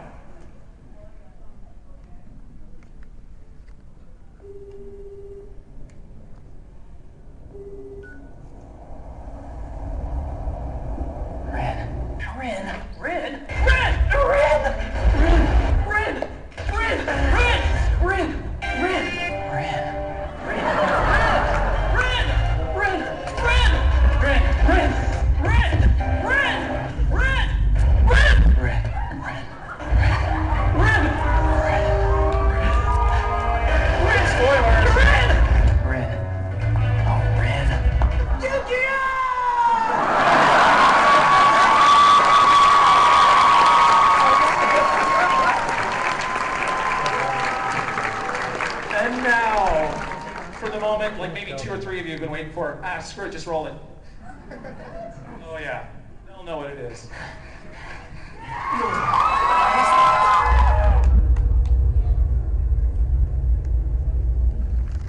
Welcome to Los Angeles, bitches.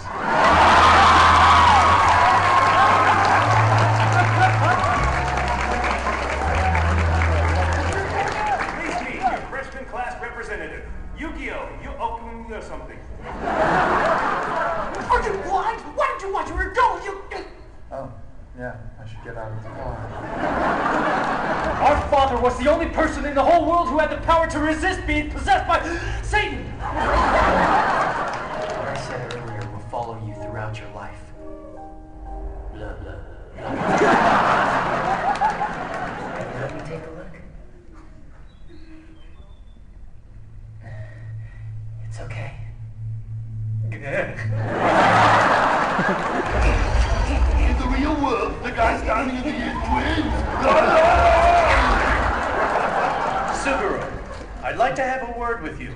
Alone. In my office. Which room is Yukio's? The room with the hot guy in it? Let not your hearts be troubled. Don't believe in God. Believe in the Kamina who believes in you. An upper-level demon just waltzed onto my campus, did you? Dad?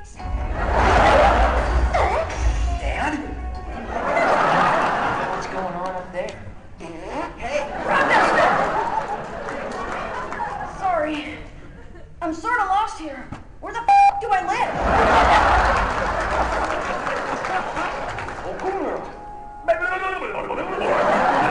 It wasn't.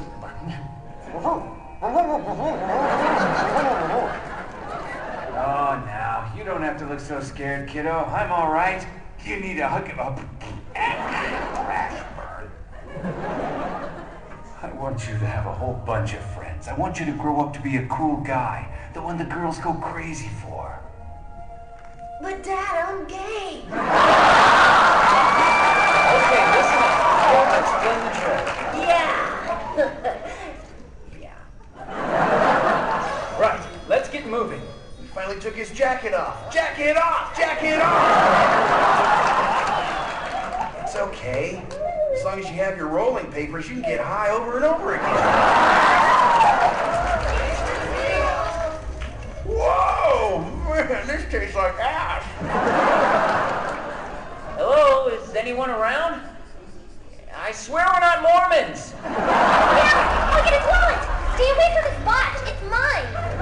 Please tell me that. He's okay, but he's pitching a tent something fierce. Look, so are they. Whatever. You guys are assholes. Friendship is not magic. I'm out of here.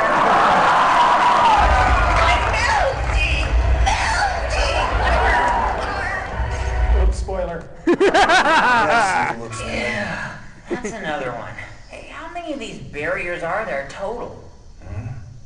Over 9,000. Hey, Bone. I just got back from the convenience store down the hill. I figured Koneko was getting bored, so I got some nasty porn, all hookers and There's goodies. no time for that! There's presents, then there's a cake. Don't forget the strippers, blow, and cheeses. All right, the blow. It's ready! Yay! Hey, hurry up, we're hungry! I want to shove it in my face right now. Does this make my ear look fat? Yeah, is that sanitary?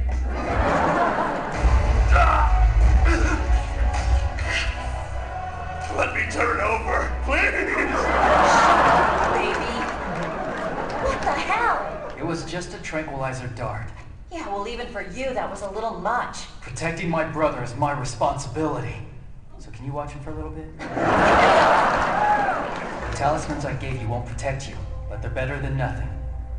If you get covered in the web, recite Holy Scripture to keep from looking like Lupin the Third. Oh, shit. That looks pretty awesome. Hey, Ren, check them out!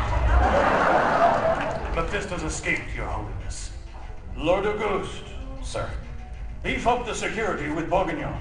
Get it? Beef? Bourguignon? You suckers! As of this moment, most of the exorcists who served as his vessels lie dead. You're the only one left in the Vatican who can deal with it. Oh, might want to hold your nose. This guy shit himself. Okay. I'm a beautiful butterfly! We're gonna get all these dudes, and then they're gonna steal all the mirrors, and then aim them at the ceiling, then we're gonna get freaking laser beams, man! What happened to Satan? You dead? He went back to Gehenna, I guess. But there's a chance he'll be back. In the movie.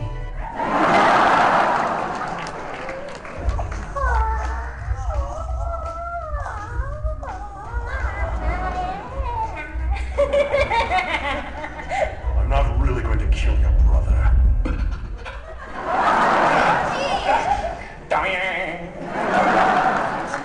Maybe.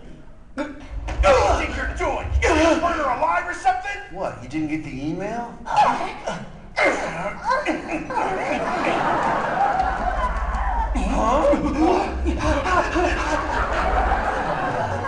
Are you f***ing crazy? To me, it looks like a perfectly good birthday cake. I'm crazy. To what do we owe the honor of this visit? Jesus! No!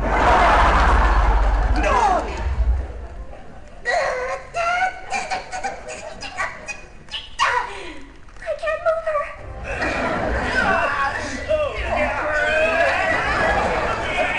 Today your brother dies a hero!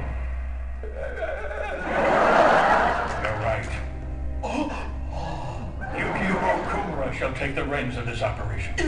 Right!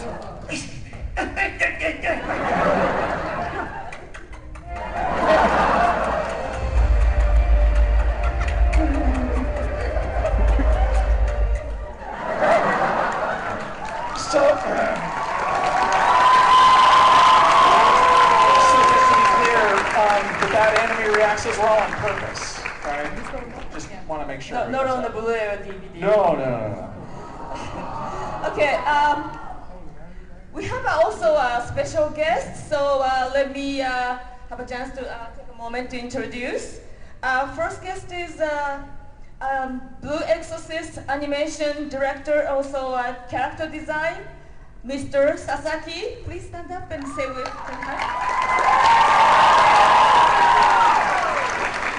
Okay, next guest is the producer of Blue Exorcist, Mr. Inoue. Thank you very much.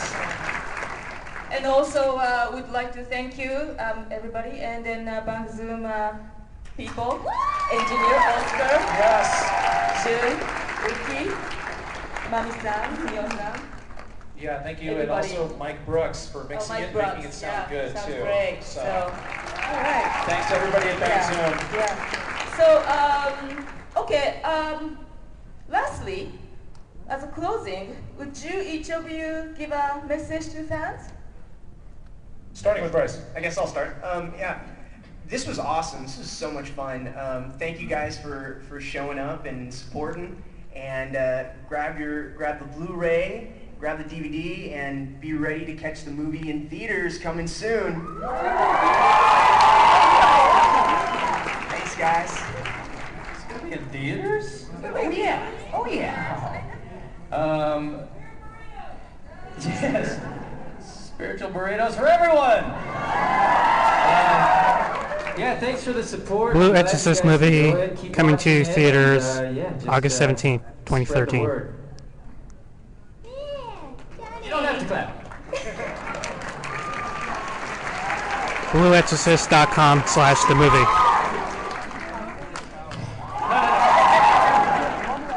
Every time I go to the mic, will it happen? Oh yeah. Oh, I know what? No, I just wanted to. Okay, there you go. I want just. Oh. Wait. God. Okay.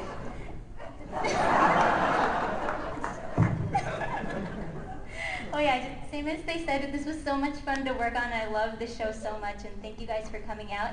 And come see us right there, yes. And come see us at our autograph session after this, yeah? Thank you guys for supporting the anime industry, and especially watching the shows here like on Neon Alley and stuff. And now that it's on DVD and Blu-ray, make sure you pick up a copy so we can send that message to Japan that we want the official merchandise, we want the DVDs, and thanks for sharing. Another season. And another season. Yes. It would be awesome. Thanks for supporting the industry, guys. I'm incredibly honored to have worked on such an amazing show and with such talented people. And this is my first time being on a big panel like this, so thank you guys so much for coming. But please don't tell Rin that I had a good time. I don't want him to think I enjoy his company or anything.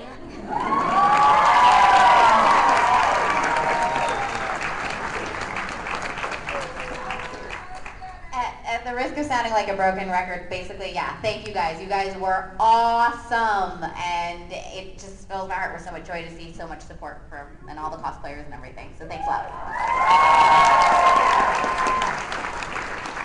This is a really great gathering at a wonderful revival time for anime. It feels like after we kind of had a rough couple years, a few years ago, there was a real economic downturn and things are really coming back, and conventions are proving time and again that this is a fan-driven business and industry. We rely on your support. It means the world to us.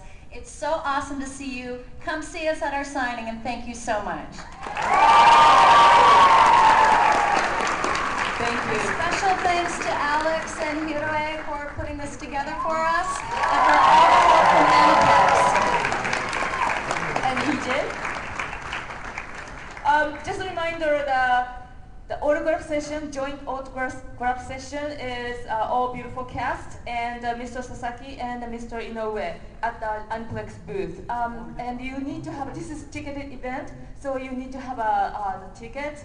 And how to get a ticket, go to Unplex booth and please purchase any Blue Exorcist video and you can get an autograph.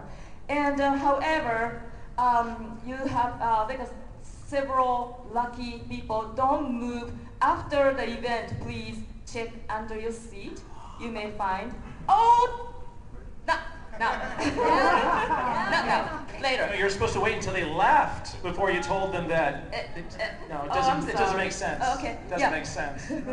Anyway, so thank you very much, Alex, and thank you very much, and the cast. Could you give a big hand for to the wonderful actors and Alex? All right, I'm gonna pass on to EJ. Hope you guys don't leave yet. Now remember, once it's all finished, check under your seats because a couple local people might get some autograph tickets, I'm just saying. Don't look now. Everyone has an urge, so they're like, I'm gonna see it. Now, before you guys can check your seats, let's end this panel right. Let's let Anime Expo know how awesome Blue Exorcist is. So I need everyone to stand up, and I want everyone to join me in a Blue Exorcist chant. So stand up, guys. So we're going to do a slow chant. We'll start really low and then we'll go really higher. So we're going to go B-E-X. So ready? B-E-X. B-E-X. B-E-X. B-E-X. B-E-X. B-E-X. B-E-X. B-E-X. Louder! B-E-X. B-E-X. Let them know how much you like Blue Exorcist. B-E-X. B-E-X. B-E-X. B-E-X. B-E-X. B-E-X. Awesome!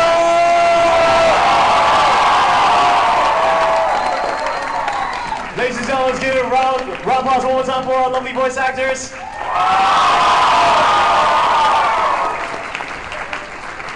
Let's give it up one more time for the indie art director, Alex Von David. Thanks for having me. Thank you guys so much for coming to Blue Exorcist panel. Enjoy the rest of your Anime Expo. Check under your seats! Check under your seats now. 4話のダイナーのシーンとか砂漠のシーンはちょっとこう Yeah, I was recording before, but so I was able to talk.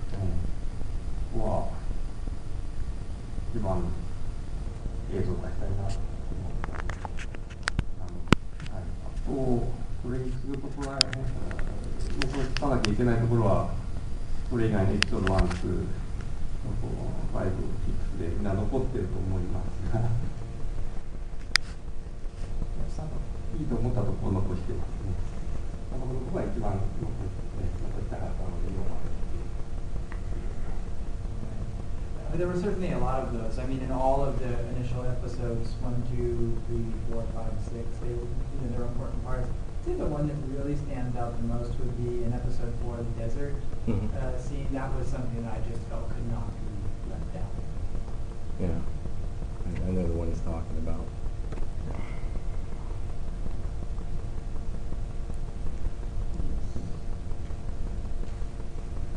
The recognition and Gundamn and Gundamn are all dealing with very different things and also what do you do to get yourself in the right besides reading novels if there are any? That's the only time it's ever happened. What do you do to prepare? What do you read or what do you watch?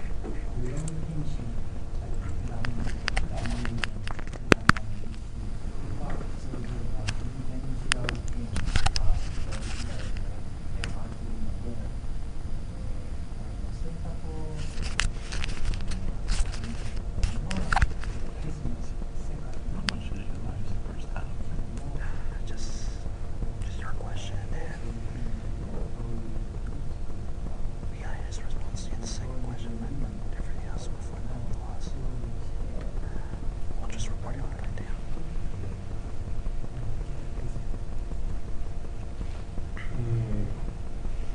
原作のあるもの関して、ずっとその先のことを考えますね。もう寝てる以外の時はずっと、道歩いてる時も、お風呂入ってる時もずっとその先のことを考え続けて、他のことに思いが及ばないぐらい一つのことをずっと考えて、そこから何が出てくるか、その業界に何があるか、そこから引き出せるものがあるか、もっと掘り下げられるかみたいなことをずっと考えていると、いいアイデアが降りてくることもあります。普段考えてないとあんまりうまくいかないんですから、ずっと考えることでずっと鍵が降りることがありますかね。原作にないちょっとした部分でもオリジナル的な要素がうまくいくっていうのはそういう時ですね。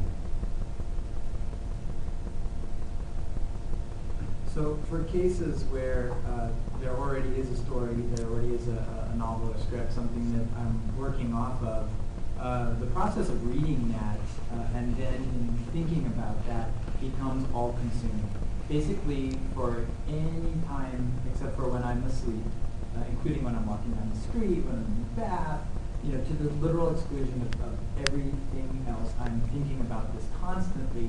And by immersing myself in that thought world and thinking about, how can different people in this creative world contribute to making this a reality, and slowly gaining inspiration in that way, different ideas come. But you have to think, you have to be consumed in thought, or really nothing is going to come. There's no way to kind of break into that creative space that you need to be in. With originals, it's a bit of a different process because you don't have something that you're starting with, and so you're essentially trying to conjure new things, and that takes a different kind of thought, a different kind of creative. But is there like an inspiration board or something like that? Inspiration board.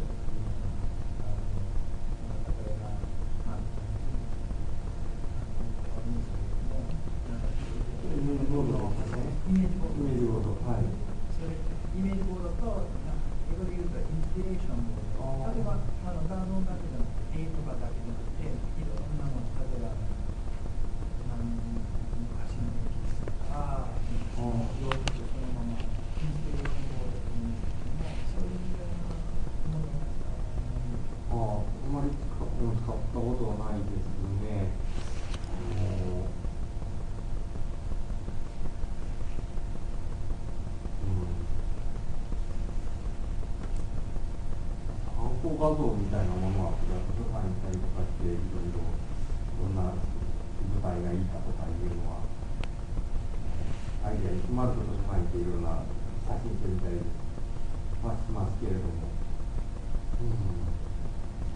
原作ものはもうすでにビジュアルがある程度あるので、そういうアングルでそういう国に出るかぐらいはそんなに材料いらない。小説原作の時はビジュアルになられたら欲しくなることは原作を見て。So basically, no, I don't use what you might call an inspiration board, but I do take trips to the library and do research and dig into different collections of images that I might use to refer to in the creative process. Those can include, photography collections or other things like that I would get from the library. But many times there's not so much need for external stimulation or material objects in coming up with those things, because so much of the creation is just, is coming from one's own mind. But at the same time, many times the original text is a manga. And if that is the case, the manga in itself it serves as an important visual artifact, and we can base a lot of the creative energy from the manga itself. So, of course, it depends on what the original text is, but many times we have a built-in set of images.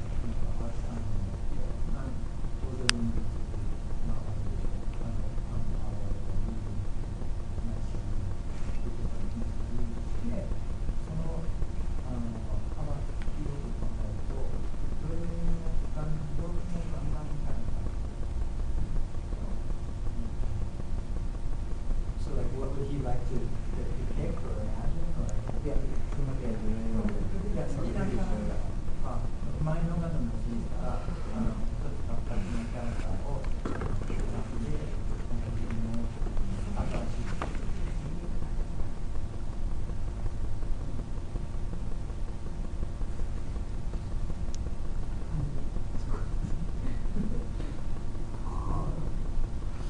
向こうは小説原作があるので、プラスアルファで出すのはもう、不可能ですね。今ある小説の部分も出せないキャラがたくさんいますので。So, I mean, basically, so first let me start this. I'll translate this and then let me suggest a revision for you. So, his answer. Basically, because I was working from the novel, there was no possibility to think about that kind of thing for the Gundam Unicorn series. My suggestion would be ask the same question about what if you did a future Gundam series. もしかしたら将来には全然別のガンダムシリーズオリジナルそういうユニコーンじゃなくて。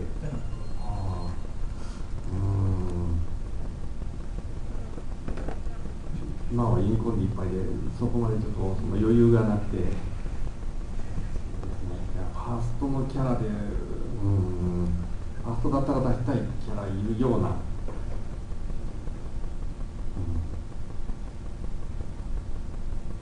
いるような気がするので、はっきり誰とは言えないですけども、その同じ時間の別の話があったら、言いたい気持ちはあります。まあ、生きてるキャラってことですよね。死んじゃったキャラだって人だってないから。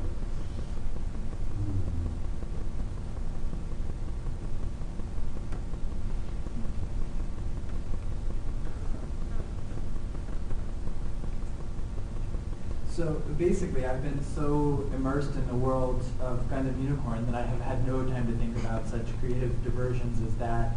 I have a feeling there must be some character that I would want to work with from the original, maybe something that took place in the same time frame but a different story. I guess it would have to be a character that's alive and not dead, but no one in particular comes to mind.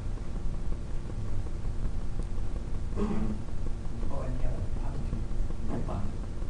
the other one, a lot of this work has been primarily action, action related. That I don't know that action related projects, more action sequences, or we can people do it on that movement very much.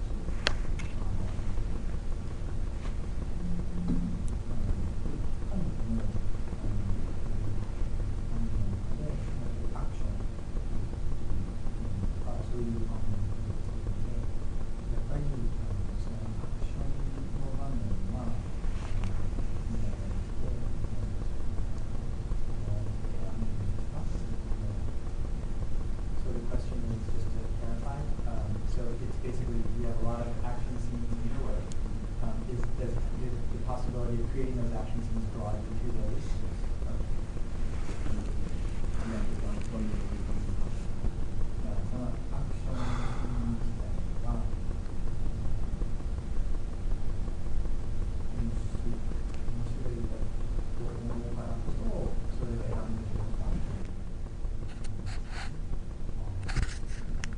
あまり原作選べないんですけどね、やりたい作品がやれることってほとんどないので、やれる作品の中では面白いアクションをできるだけ入れたいとは思います。ガンダム、人間あんま動かないんですけど、結構絵コンテで動かしたりとか、1話とかもそうですし、任された作品の中でアクションをうまく見せたいっていう、アクションが面白そうだからやれるわけでは全然ないですね。So I don't have that much of a choice actually in the things that I would choose to work on. It definitely tends to happen that many of the things that I work on have action in them, and those action scenes are fun to do. And of course, I mean, those are popular scenes, so when I am making something, I love to accentuate those action scenes with any project that I'm entrusted with anything that I end up taking charge of. But it's not so much that I would choose them, as with Gundam or something like that, because they have those action scenes. It's what I do, and then the action scenes end up being a point of emphasis. we're coming to a close, are there any other Gundam novels you would be interested in adapting, or perhaps past Gundam series that you want to do a follow-up to? Lady Chica? You got that one.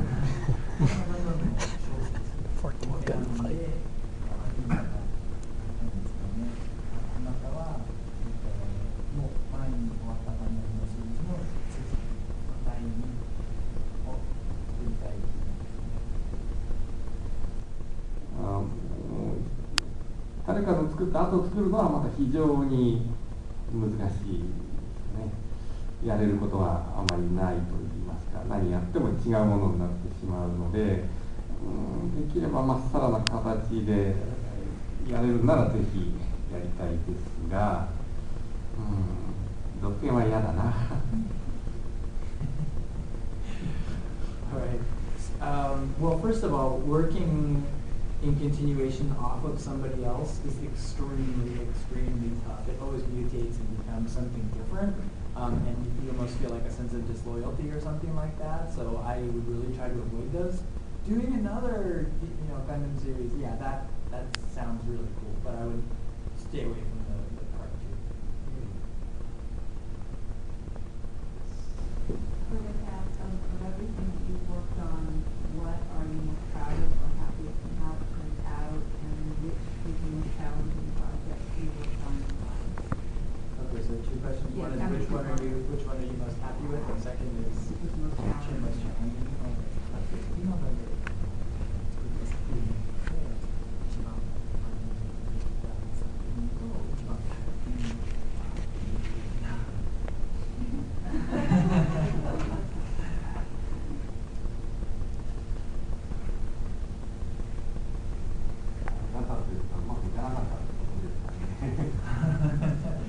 So if you mean the ones that I consider difficult, does that mean the ones that I'm the most dissatisfied with?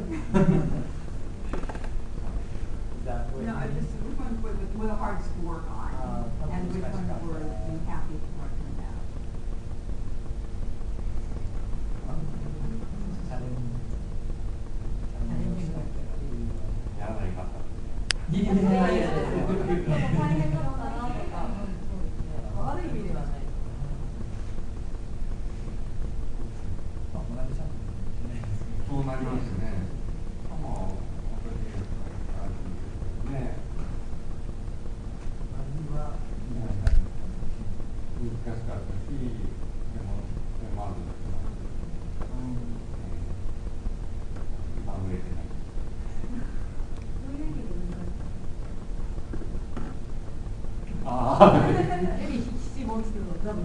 Yeah, you want to ask also what was tough about it too? I'm getting Yeah. Which one? Why was it so challenging or so hard? はい。難しかったところ、主人公が、60歳の老人です。その人を主人公にして、アニメーションとして面白くしたかったのですが、非常に主人公が動かない。禅の世界で若返って動くという苦肉の策でやってたんですけれども、だからキャラクター的に能動的にやっぱりならなかったっていう部分が難しかったですかね。やっぱおじいさんなので基本的にでも、アニメーションとしては地味だったなと思いますけど、地味な面白さはかなり突き詰めたつもりですね。非常に地味なんですけど、その地味なところがいい作品になったんじゃないかなと思いますけど、評価されないので将来評価されるといいな。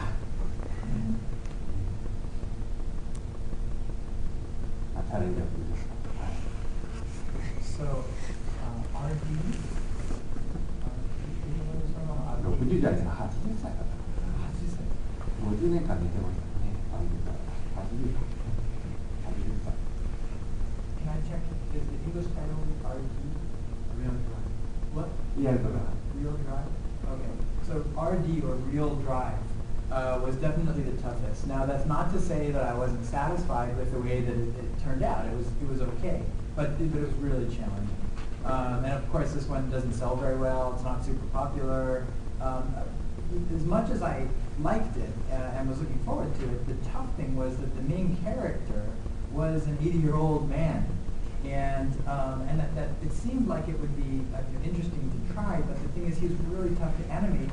And he's not that sort of interesting. He doesn't draw a lot of attention, not a lot of action, because he doesn't really move. So it was this very kind of interesting world and interesting story, but it was just the characters that didn't provide for a lot of action, and it ended up looking kind of cheap, and like there wasn't that much going on. And therefore it has kind of a bad reputation. Of course, I hope in the future that reputation gets better. I'd love to see that. But yeah, that was a very challenging mentor. 上発の同時にあり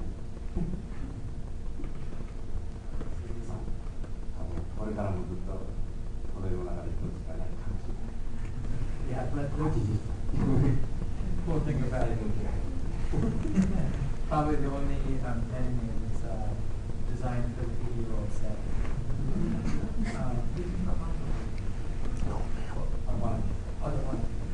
So just to emphasize.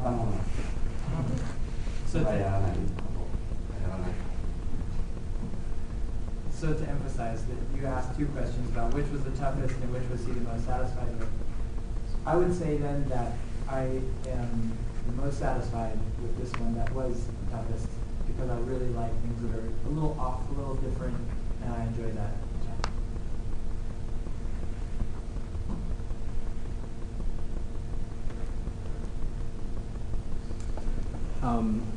Gundam Unicorn had an international release simultaneously. Did that bring any specific challenges or some things that they were not used to in the production process?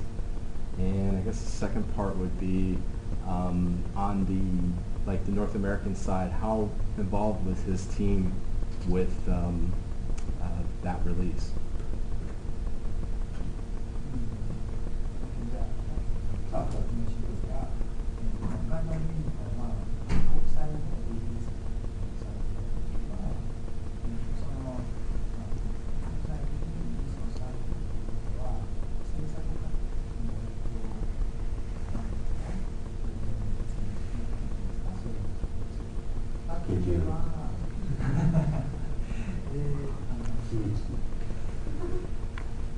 So the first one, and answering the first question about the international release. So the first question was, how did the international release affect the production process? Yeah, did it The answer is schedule. Oh, okay. We had to go fast to Yeah. meet those demands.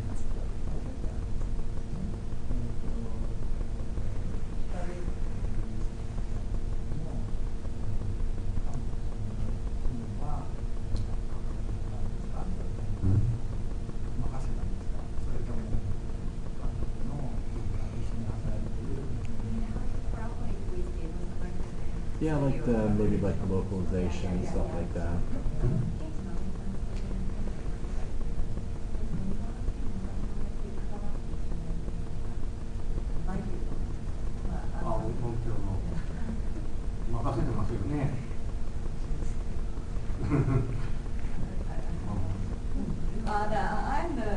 I'm from Sunrise and working at self development, and we manage the localization. Mhm. So Sunrise to the some direct. Yeah, I just didn't know how that process went. I mean, I know on his side, the Japanese side, it's going to be produced as segments are done. Are they done? Or then they shipped over to the English department to kind of to keep with the schedule? I joined the Japanese recording and we that was us. Okay. Detail to hear more Yeah. story writer or news director or The staff show flies to the States. Okay. Yeah. Every time. So it's like one section got done, it was shipped over Yeah, and yeah. done. That's the answer. No problem. Thank you. And he was saying the same thing. Basically, they finished a part and sent it. Yeah. It was in their minds.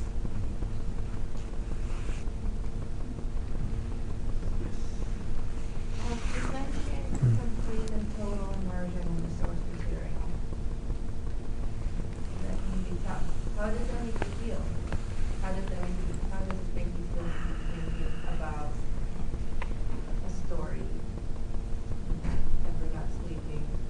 bathing. And does it ever depress you? Which one's how? Did you say without sleeping, eating, or bathing? Barring the times when sleeping, eating, and bathing. Actually, just to correct, he said except when sleeping, but when he is walking and bathing, he's still. Oh, thank you. Just to correct. But so you're saying, how does that feel? How does that make you feel?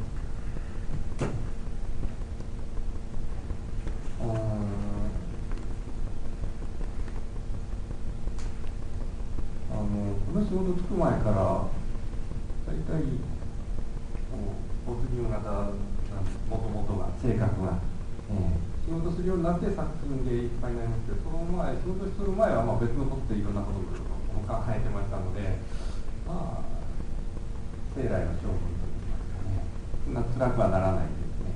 これ本来の時間の使い方というか、はい、大丈夫です。頭おかしくなったりしませんから。Well, I mean, basically, I'm kind of in that thought mode anyway, on a daily basis. I mean, that's what I do. Is I think, carefully and deeply about things. So if it weren't a story that I was immersing myself in, I would just be, soaking my thoughts in something else. So it's kind of just a way of life. That's how I am. So I wouldn't say that because I go into that mode, it's especially difficult or painful. It's not such a big deal. It's just trading one set of things in my head for another. Oh, but do particular stories that you have worked on impress them?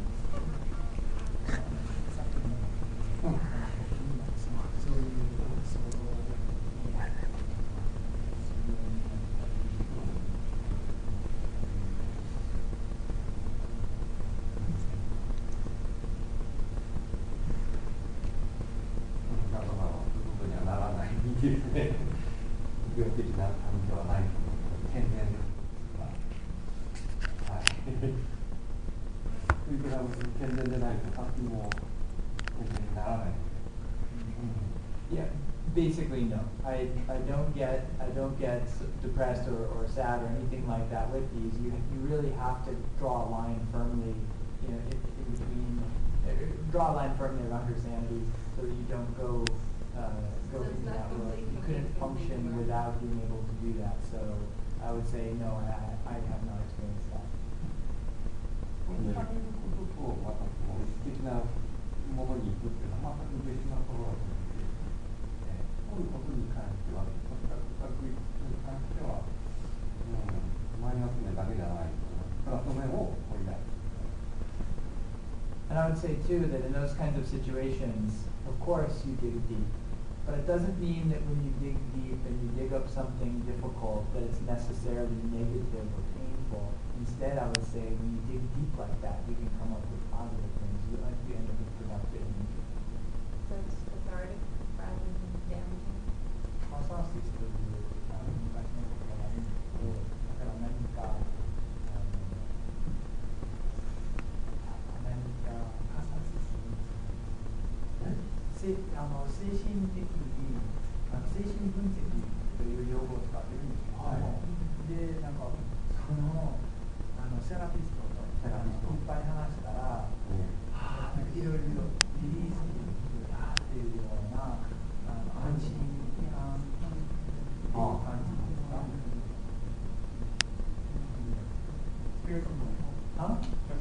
誰かがカタルシス。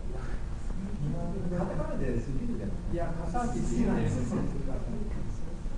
まあ、ここに大体いろいろ興味がある。で、じゃあ、一応安心するんです。精神的に非常に安心する、そういうような、さっき棒に下げるって言ってましたけど、なんかその出てくるものが出てきたらちょっと、はぁ、消化じゃない。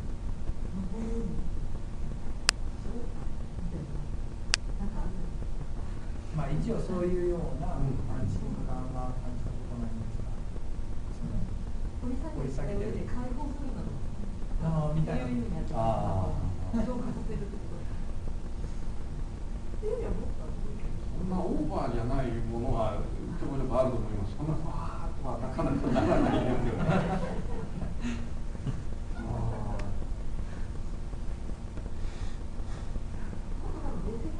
冷静ですね。入り込みながらも周りもちゃんと見えてるし、同時にその入りながらも周りも見渡してこうしながら、双子座なんで割と両方できるんで、主観的なものと双子座。わかんない。ゲームで。主観と客観を同時にこう、はい、保てるというか、だからバランス取りながらやれますので、あまり偏らないですね。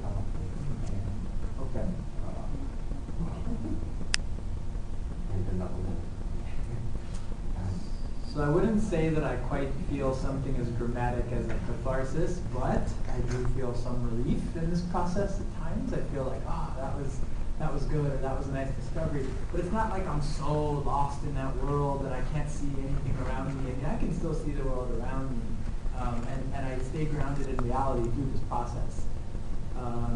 And also I'm a Gemini. So there's perhaps something in my composition that makes me able to do that, to kind of stay sane, sober, and present in reality while I'm going on a bit of an imaginative journey. So it's not so much that it's a complete psychological immersion or disappearance as it is a thorough thinking through of things. So never enough to cause resentment of family.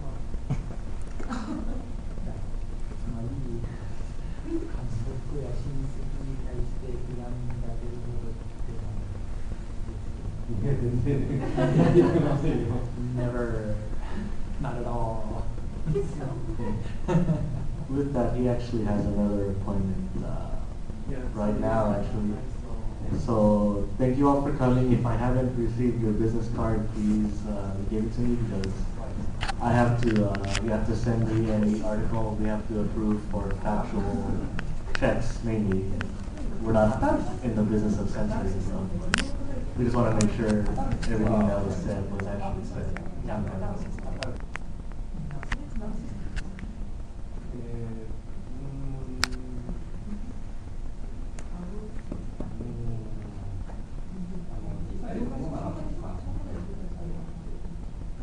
A quick revision to the catharsis question, Miss. If you're talking about small catharses, I have lots of them. Just got the digestive tract. You know, because he's director, so he cannot be like, what do you say? Just more, maybe a little bit more. So, thanks for coming.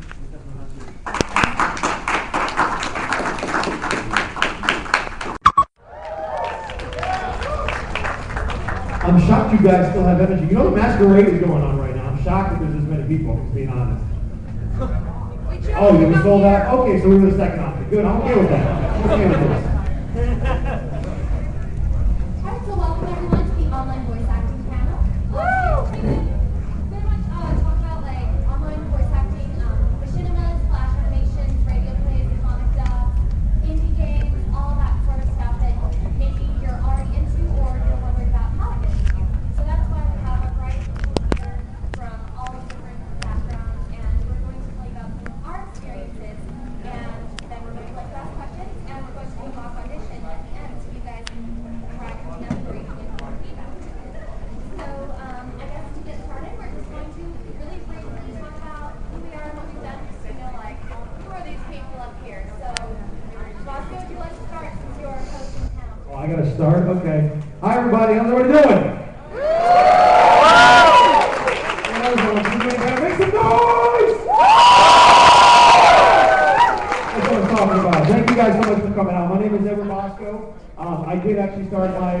voiceover career online, but some of the professional stuff that I've done recently, I was the assistant casting director in a game called Dust and Elysian Tale. I'm glad you guys enjoyed the game. I was also the sword in that, Ara. I am the Black Mage in Maple Story, who's the lead villain. I think it actually just premiered here. I was in Sword Art Online. As Dale. And that's just some of the stuff that I've done. I won't hog too much time. Why don't we start right here? What you got under your belt? Actually,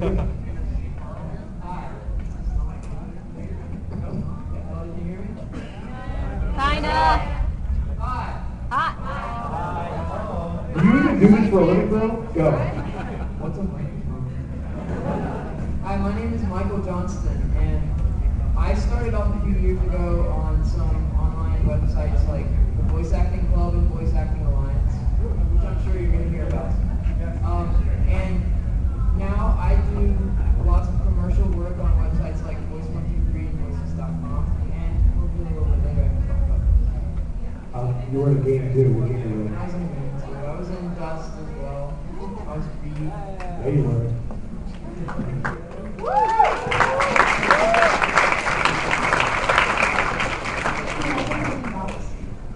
My name is Devin Mack. I have worked in TV, cartoons, and anime since 2006. I also started out doing voices online on sites like YouTube and Gundamn, Voice Acting Club, Voice Acting Alliance.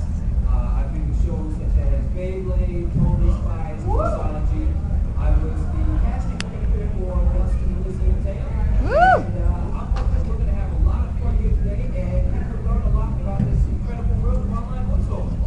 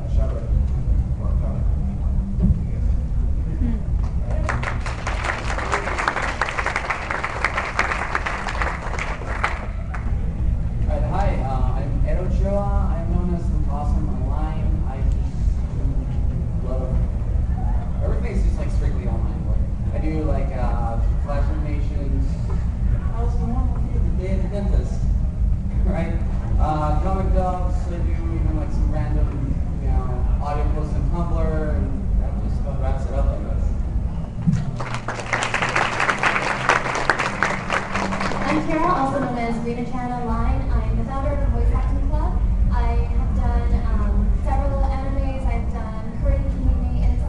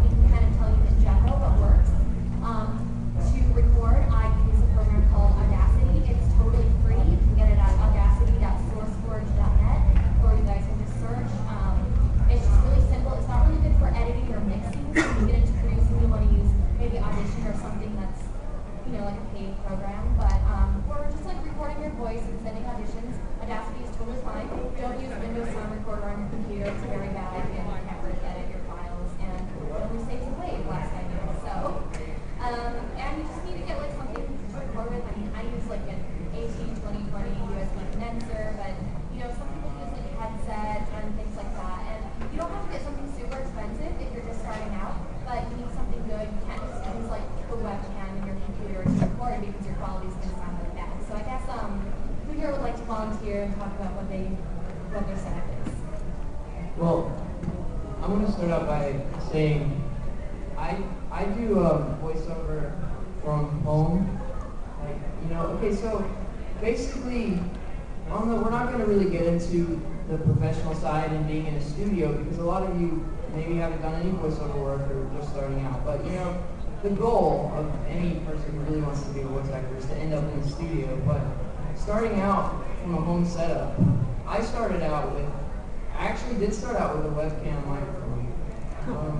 And I did use Audacity to edit and mix, and you can learn how to do it, but it's not anything that's easy, and you're not going to be able to get it right away. But definitely I do agree with her, do not pay for anything like expensive editing program when you first start out. That's not a good idea. But don't start out with Windows Sound Recorder. Yeah, don't ever do that. Audacity is great. I still use Audacity today, too. Because most of my work, all of my professional work I do for studios, so I'm not very much invested into my home setup. But there is a very, very good free piece of software called MAHQ WavePad. Comes with a lot of great editing effects. Gives you really, really good quality to export an MP3. Better than Audacity for exporting MP3s, I would say. I say free because you do get most of the primary features totally for free. But if you want all the best stuff, then you have to pay a little bit more. But MAHQ WavePad, very, very good program. I highly recommend it. Well, nowadays I use Goldwave. What made me go away from Audacity is, well, I started out with Audacity because I was super lazy. I'm sure lots of people can relate. You get your first program, like, I can be using this, but what I've learned is that the more I use Audacity, I didn't like the game at all. I always made my lines and stuff like that. And the reason and what would happen is sort of like, whenever you're practicing, when there's a will, there's a way. You're going to practice anything you've got to listen to yourself.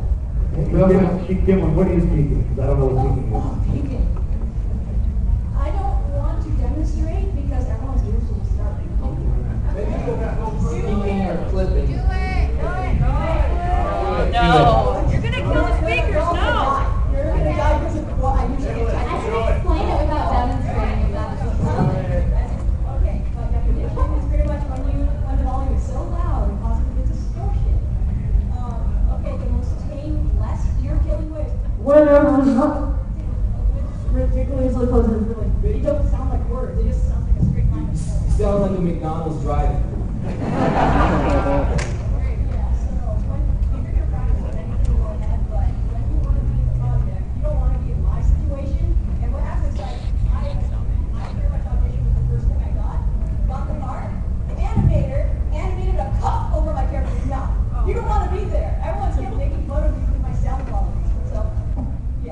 Just by a quick show of hands, how many in the room are broke? Just be honest with me. College kids, broke, dead. Okay, cool. How many people have $300 to spend on a microphone? Really? You got $300 to spend on a microphone? I'm going to talk to you after this. Okay, hold on. Basically, when you're starting out, my best recommendation is don't go for the cheap headset gaming mic, which is what I hear a lot of. People think they can get away with that. If this is something that you're interested in doing and you want to put a little bit of money into it, I wouldn't say something like that. But I have what's called a Samsung CO1U. It's not an amazing USB microphone, but I got it for $50. It was on sale. It's only about $79. And I think something like that is a good introduction for you guys. It's basically a podcasting mic, so it can do a lot of different things. I used it for 5 years, so it's pretty good.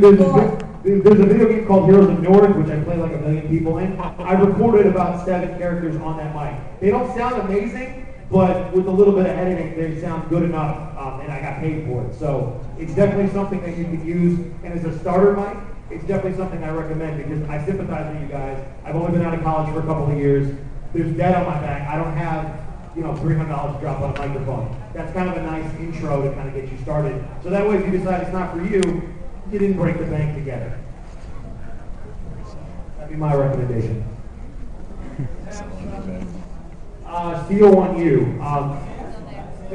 Samson, yeah, it's not Samsung, Samsung. There's a CO3, there's a newer one that's out, but like I still use the CO1U and I like it a lot. What I would really recommend doing, maybe Kira is going to talk about this more, but the Voice Acting Club has really nice tutorials about microphones and editing, and it's something that you should really check out. It's really helpful. Maybe you can give them information about how to find that. Well, yeah, we're going to go through that a little more later in the panel, but I just wanted to mention the reason that we suggest USB for the most part is because it's not going to have as much sound. Like, it's going to sound the same. You can plug it into your laptop when you're traveling, or you can plug it into your home computer and pretty much get the same sound. But if it's like you're plugging something into your sound card, it's going to have like this sound that's really hard to get out of your recordings. And you can try to noise remove it, but then it makes your recording sound kind of weird and maybe like a robot, and you don't really want that. So USB is just, it gets a clearer sound overall in my experience.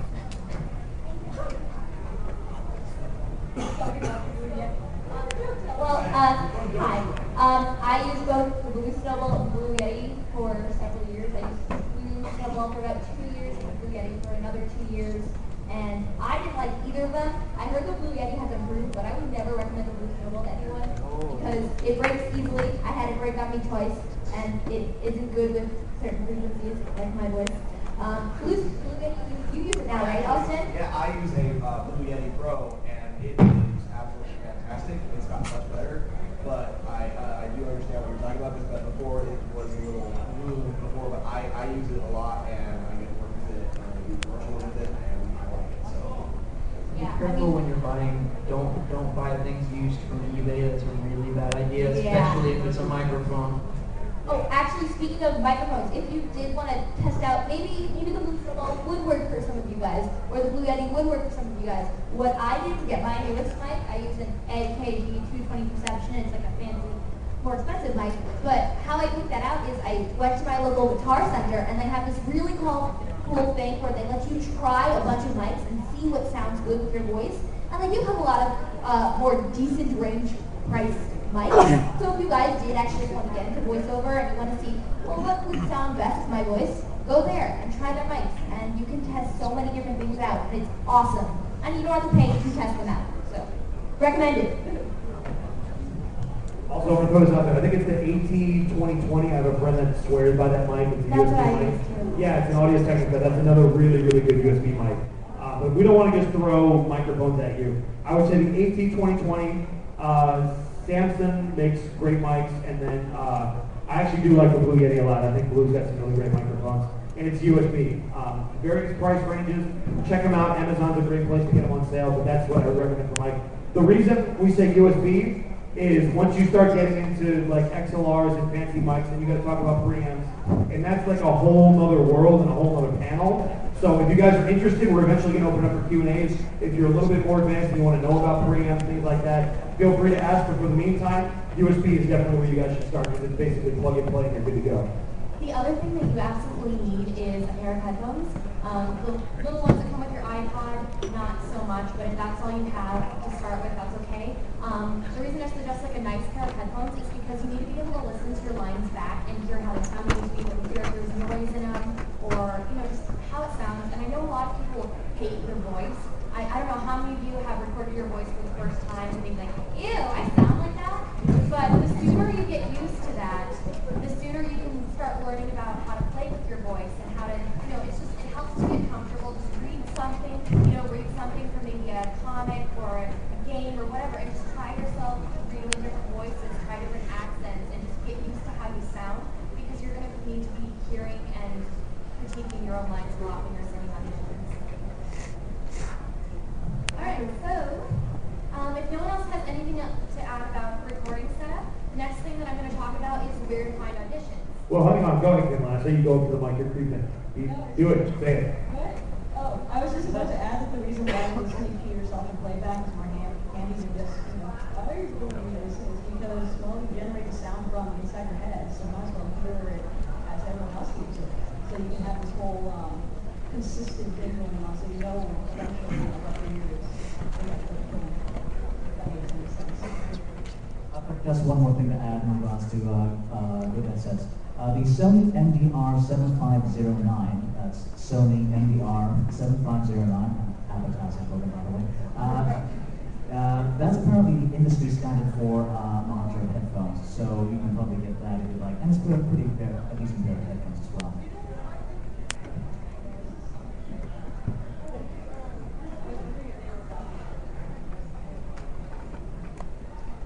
I want to ask real quick, we're going to talk about actual recording setup and like killing the sound like in a really open area. Do any of you guys have like, because obviously you can't afford like a portable studio, do you have like a setup that you maybe built from scratch that kind of kills the sound and makes it sound all pretty? Well, we all know when we go into a room, let's say you walk into a gymnasium and you scream, it's going to be echoey. So how do we fix that? I don't know, Michael, how do we fix that? How do you fix it, Austin? That's the question I asked. Thank you for asking my question. Well, what you can do is you can take a box, preferably a bigger than a shoe box, you put some foam in it, then you stick your microphone in that. That's pretty good at getting rid of some of the sound. What kind of foam? Like, do I go to like Barnes and Nobles and buy foam? Like what? No, you get like some acoustic foam. You get that at Home Depot. Oh, there you go. Okay. I know you built something, Kim. I'm looking right at you. Yeah, I actually built one because my room is very big and I scream a lot, so it's always echoey, and echoey is bad, especially when you're playing a character who's outside, and it's not good when they always sound like they're in the room. So the thing is that for me is I had a big box, and boxes like bought from Target. But I do know that some sound engineer said that when you do something, just like keeping your box will change that, so the sound factor can do it. The foam I got was just mattress foam. Anything that can basically have shapes in it to break it up so it's not like a flat surface. So, I mean, I know some voice acting friends also recommend saying, I'm too poor for foam, I'm just going to use egg cutters. But apparently it works for them. I think Jane is the best egg cutter just on these walls. Good. And if you have zero money to put into it, a closet might work for you if you're starting out. Anywhere, as long as you don't have as long as you're not recording in your garage, the closet's going to work better than your garage. Especially because your closet should have some built-in sound insulation. I think they're called clothes. And don't record in front of a window. Yeah, don't do that. Don't record in like an empty closet if for some reason your closet is empty, because then it's going to bounce off the wall. Also, I've heard some people actually recording in their cars because that's how they can sound as well. So that's So I guess we can start talking about where to go to find auditions. So you got your recording set up, you kind of practice, know what you're doing. Places that you can find people looking for voice actors. The big site that a lot of us started on is called the Voice Acting Alliance. It's voiceactingalliance.com. You'll hear a lot of people refer to it as the VAA. And there's all kinds of projects posted there. You can audition for like audio dramas, you can audition for flash animations to an extent, things like that. And you just like send in your lines, you'll see the list spread, and you record the audition lines of your character, and then you email the MP3s to the producer, and then they decide who the best person to be part of. So there's also the Voice Acting Club, which is a site that I originally founded, and it's again just voiceactingclub.com, and it's a really similar concept, except it's I guess more geared towards original animation like flash animation and things like that. So you can go try out for your characters. I recommend when you're first starting out, try out for anything and everything that catches your interest. Because when you start out, you're not going to be very good. A lot of us weren't very good when we first started.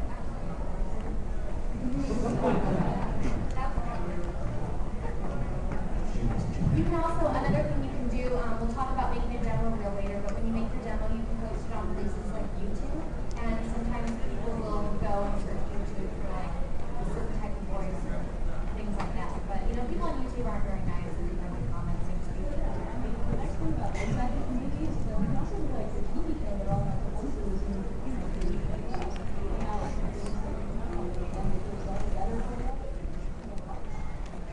YouTube comments are not the best place to get critiques, so the Voice Acting Club and the Voice Acting Alliance are really good for that too.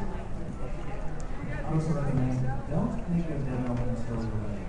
Some people just seem to eat onto the idea of, oh, I can do, I'll just make a demo. Don't. practice, audition a lot, get casting things, do a lot of things, and then absolutely go out there and get help with it. Yeah, definitely. Don't go to them and saying, okay, I'm not going to script this at all, I'm just going to have 20 characters, I'm going to say them all in a row. Don't do that. You need to have context for the characters, and you have a script for the characters, and you need to figure out what are my best characters that I can do that show my inspiring. And I'm on Inside the comments that go to communities if you go over there.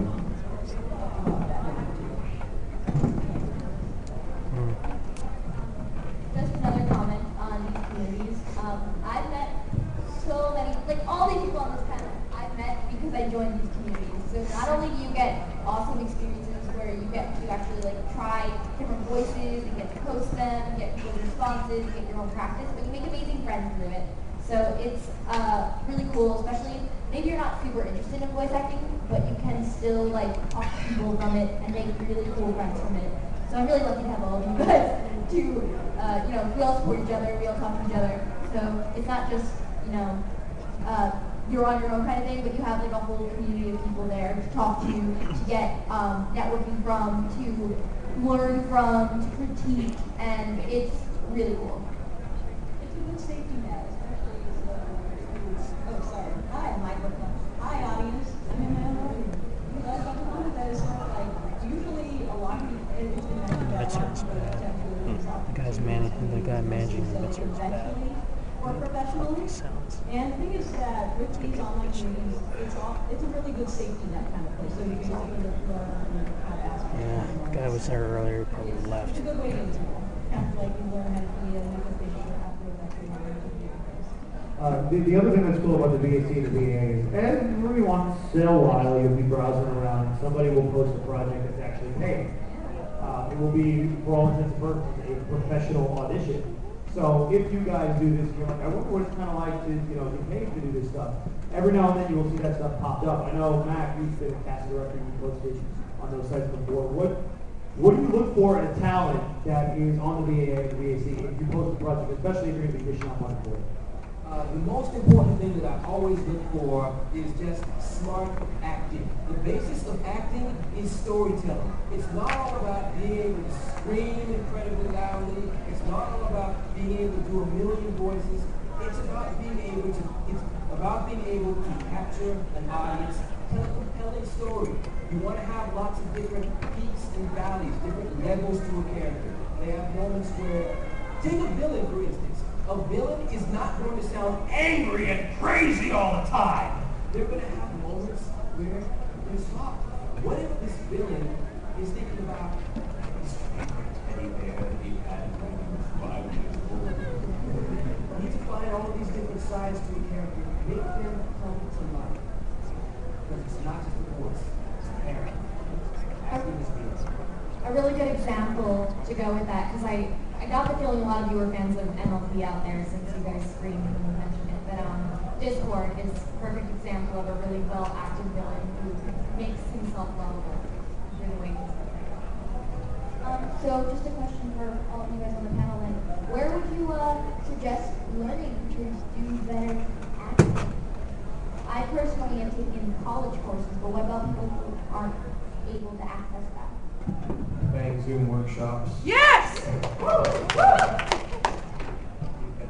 acting workshops. You should all look them up and take those classes. Well, it's an interesting question. How many of you guys are local in Los Angeles?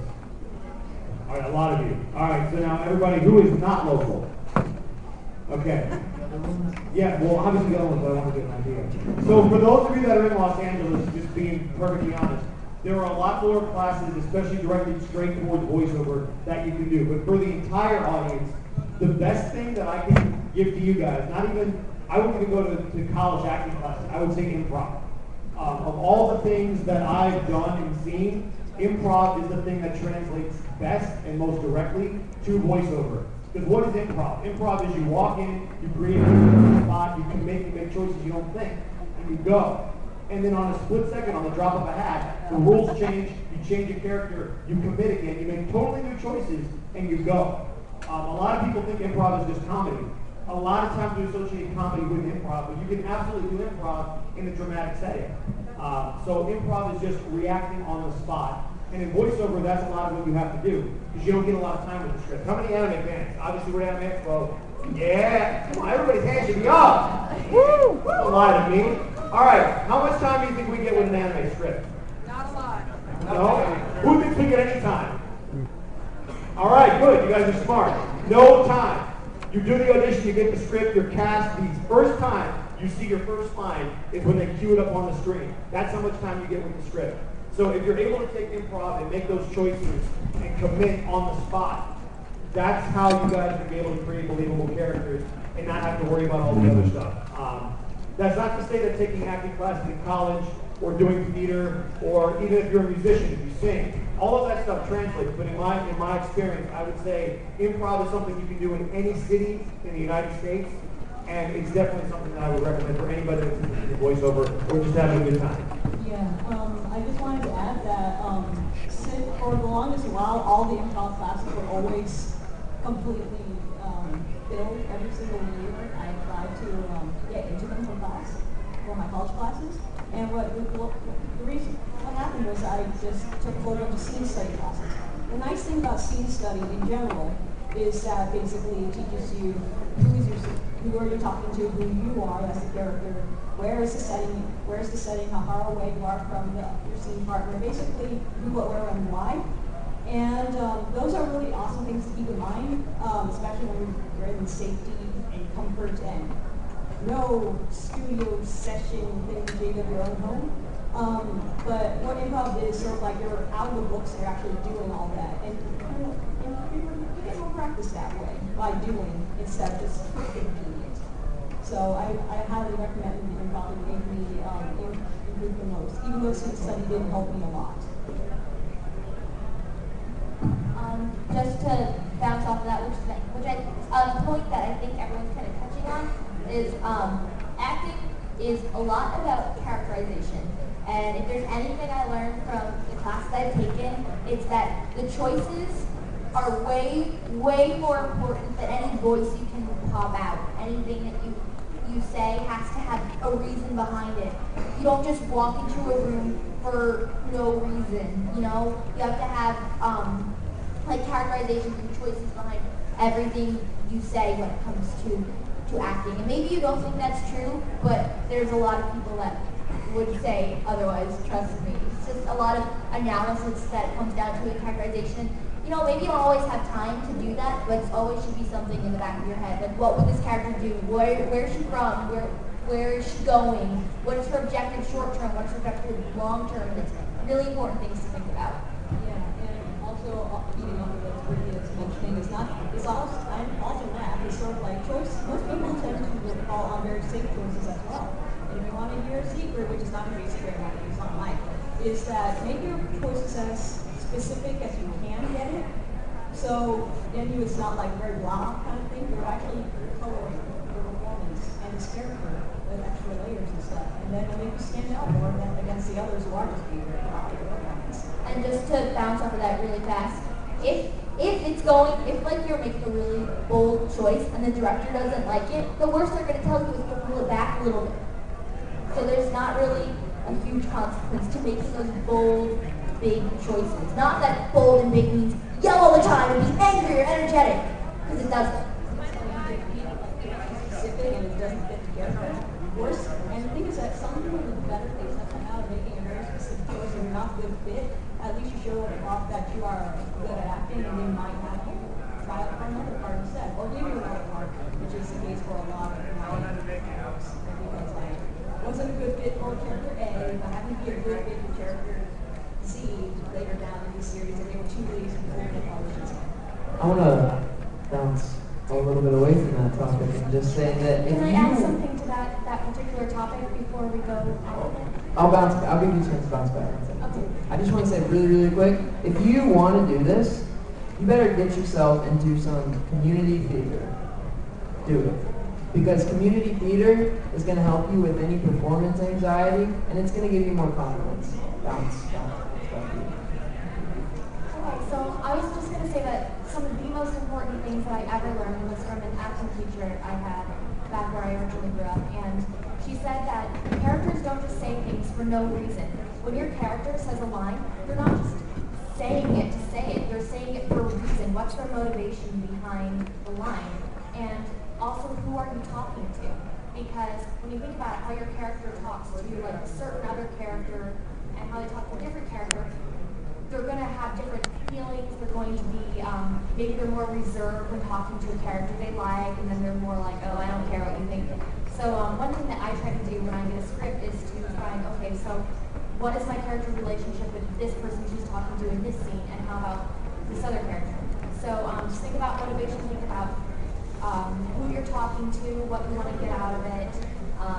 Also, even if the line is just something really simple like, oh, or that's okay, or whatever, what's the context? Like, even if you have to imagine there's extra words there, or even say them and help them out of your recording, just so that you have that context. It's so important. You never want to just sound like you're reading lines on stage.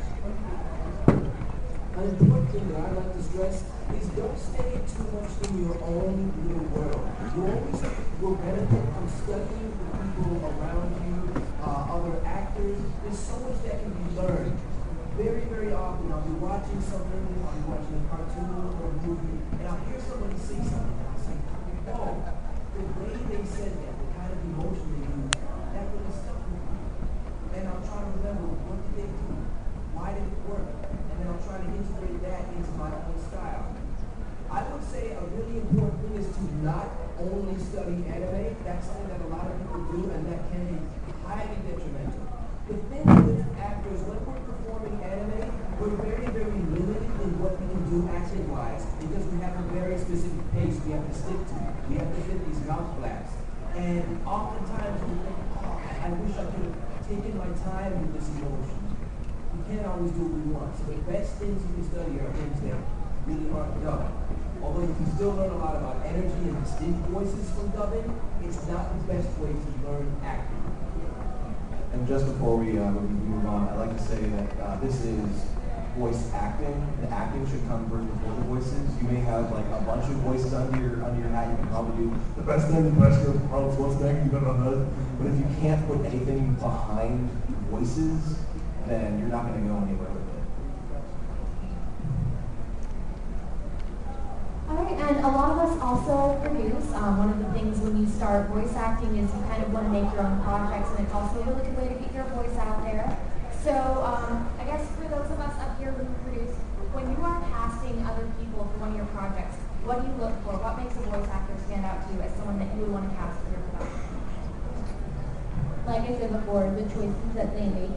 I have been working with a friend on a comic dub of his comic, which I'm not sure if any of you have heard of. It's called Soul Symphony, and these two up here have voiced snippets from it for me. And the reason I chose them as the voices of it is because I knew that they would make the right choices for the character. I needed someone who would be kind of snarky, and that's why I put Kira in the role, because I knew that she could do those snappy things and make those choices that would be right. And I put Austin in the role of a more comedic character because I know that he has really great comedic timing.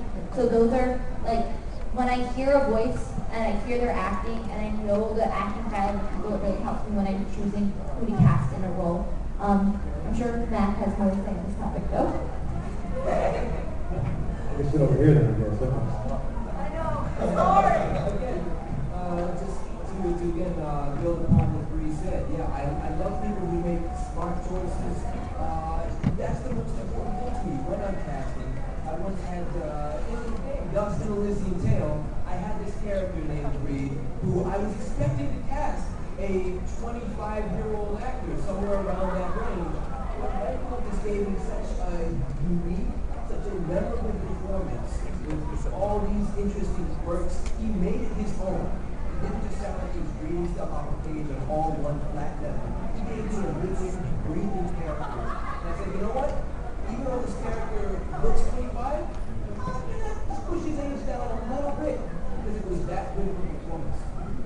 Give me something compelling. Thanks. Thank you for the paycheck. Is that what you're saying? You know, I want to say on these voice acting websites online, if you, yeah, I mean, they've said it 1,000 times already. The performance is more important than the voice.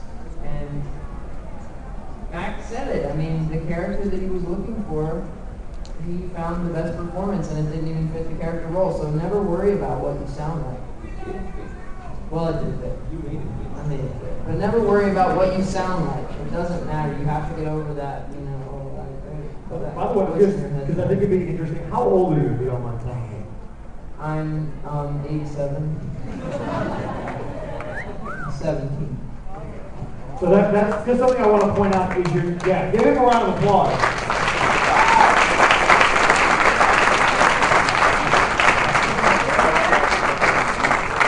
Something I have heard at other panels, and it's something that really got in my head, and I was kind of like, wait, why?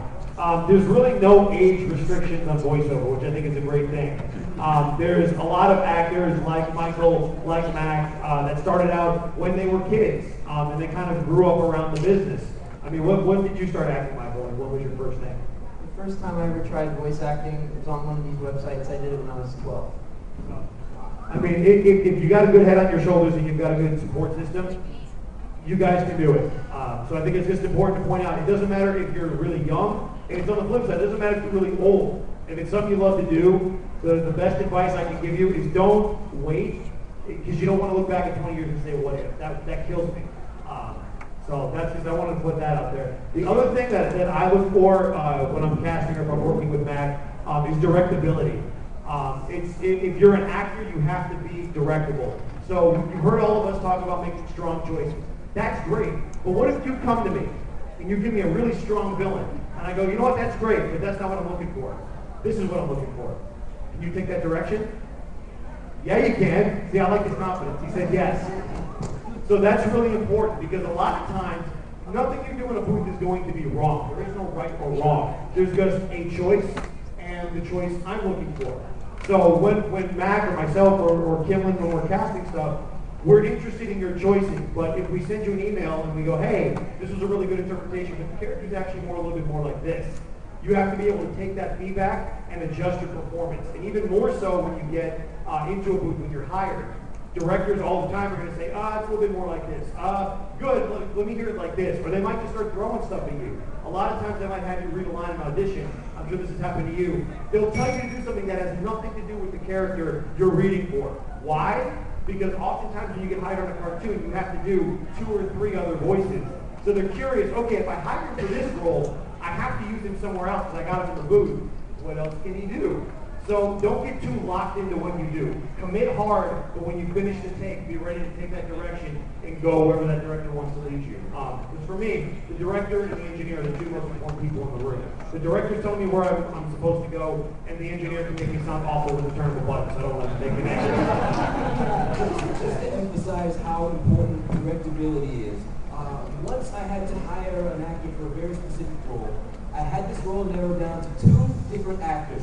Neither of them in their first audition gave me exactly what I was looking for. So I gave them each instructions. One of them took my direction and they went in the exact opposite direction. They did further away from what I wanted.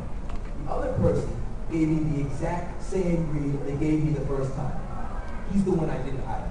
I want to know, are you going to be able to do different things? If you can only give me one style of read, I'm a lot less likely to want to work with you. It's all about being able to change, being able to adapt. Even if you're not giving the exact right choice that the director wants, just showing that you can do something different means a whole lot. Because you never know what else they might want to use you for. That's the big thing to keep in mind. I will say, sort of like, since we all mentioned like choices, it's not always like, okay, so this is how I will read my numbers, like this is the motivational stuff. Strangely enough, what makes it good to me whenever I cast, the choices are a little bit more subtle, because here's an interesting casting position I witnessed. Okay, there's this character, very squeaky character, mind you. Squeaky character had like a whole bunch of girls try out for it. They all sound the same vocally. The only thing making them different was their acting. And those are pretty much their choices. And the funny thing is that since a lot of times we tend to fall back on our typical choices that we make because when you're trying out for everything, they're not always going to be used, and you have to roll the dice and say, okay, angry, sad, happy, perky, and all that stuff. Hi, and the interesting thing that I like most about acting is that these choices are a lot more subconscious than you think, and they're shaped by your individual experiences. And we mentioned improv as well, and since those kind of make you do things on the spot, you would be surprised the choices you make in the moment. And that's what really makes your characters come alive. So, and those are the things that are less about, okay, let's pick like a set number of, like a whole chart of different emotions that everyone else is going to pick. It's going more of like, you as a person, things that make you believable, make you human, and will also make this character human and not just like a paper file. So, and there is usually more than one way to interpret a certain direction.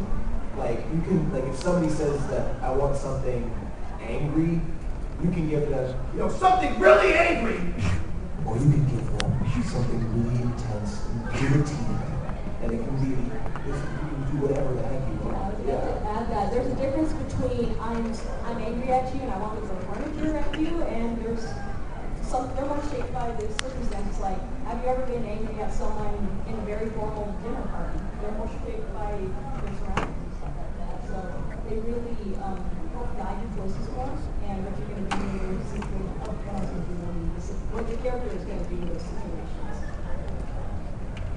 For casting, I completely agree with what everyone else has said, but there's also some kind of practical things to it too. Like if your recording quality is really bad, if you have a lot of background noise, it's like even if your audition is really good, I can't cast you because it's going to make the whole production sound bad. It's just kind of, that's one of the things you have to consider.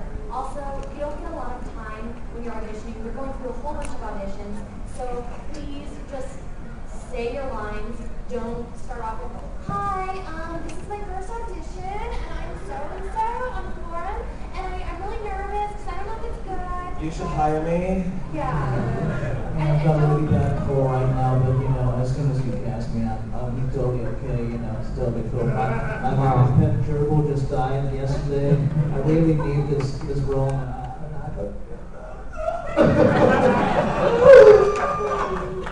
That's the thing too. I think you listened to my audition. How did you find that? Listen, you're probably not gonna get the first role you audition for. I mean, that's the sad truth, is you're probably not, but it's really important for the person you're auditioning for not to know that this is your first audition. You want to be professional. And on top of that, if you don't get your first thing, if you don't get a lot of things, it's always important to be a good sport about it. Be polite. Don't publicly or privately, don't let people know if you're really upset. Because if that gets back to the director of the project or producer, they're probably not going to want to hire you again. So again, a really important thing is just tact, how you carry yourself, how you conduct yourself, and that can make all the difference. And don't think of it as rejection, just think of it as selection. As a casting person, you're not getting rejected. Somebody else is just being selected. There could be 4 or 5 people. I had the opportunity to intern at Nickelodeon, so I worked in their casting department. I worked on stuff like Legend of Korra and Tough Puppy and this show called Wings. And I got an opportunity to hear a lot of really good actors, people like Steve Bloom, Kari Waldron, Frank Welker, people that we all know and probably look up to.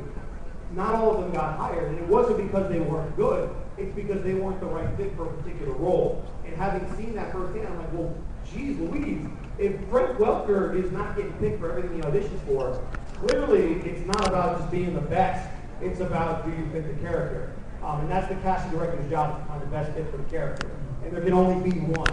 And there's hundreds of us out there. And all of us, hopefully, if we're auditioning for Nickelodeon, are really, really good. So it's not about being really, really good. It's also about fitting that character. And all you can do is the best that you got. So, does that mean I shouldn't be emailing the people I audition for every single day asking if they casted already? Yeah, that would be a bad thing, yeah. And if they reject me, I shouldn't keep on asking them, well, are you going to cast again? Are you going to... Unless it's Mac. You should do that to Mac all the time. In fact, here's his email. Hold on. The other thing too is sometimes you hear a person's audition and you just know like, okay, that's what I'm looking for. And other people can come with things that are really great, but sometimes it's just like, you know, it's not even that you weren't good. Maybe there's like a lot of people that are really good. I'll use the example of this guy right here because he hasn't talked much. When I was casting for the character of Gamzee Mikara for stuff I do, it's like I heard this guy here do Gamzee, and it was like I was just like, that's it. That's exactly what I want. But you know, there's a lot of people who do it really well. It's just that's my personal. You're going to get rejected more times than you're actually going to get a role. So don't ever let that rejection get you down. Just keep on auditioning because you're going to get something eventually. Something's going to line up. Okay, so I think we're going to start taking some questions from the audience. I'm sure you guys have a lot of stuff you're curious about. So raise your hand. I'll find you with this mic somehow. I'll get a workout. I'm gonna come over here to this. I'm on this side. I'll go to you. I like to lose the cup.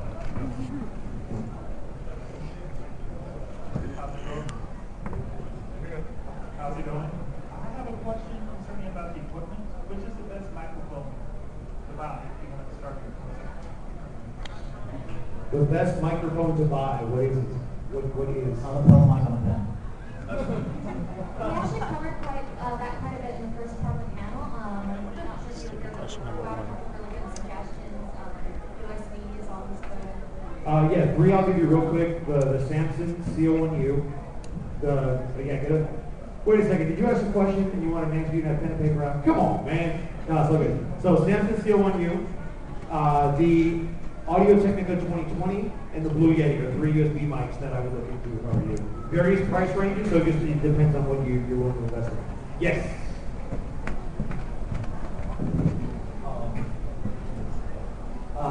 Recently, or a few months ago, I'm pretty awesome on Facebook. He posted a link to the symphony audition for the lead singer of the group. And I thought, hey, I might have to try out for that. Tried out, didn't get the part. I knew what I could have done better, knew what I did wrong. It was my first time voice acting, but around how many times do you say you should practice a part before you really audition for it? Your auditions should be a practice. You should be practicing and you should be auditioning and both, just keep going. Just keep going. That's all you can do. You are not going to get the first audition. You're not going to second. Also, third, fourth, 85th, it can go on for quite a while. That's practice. As he said, auditions are practice, but usually if I'm looking at auditioning for a particular part, I definitely read each line at least like 4 or 5 times in different ways in my head before I go and read it.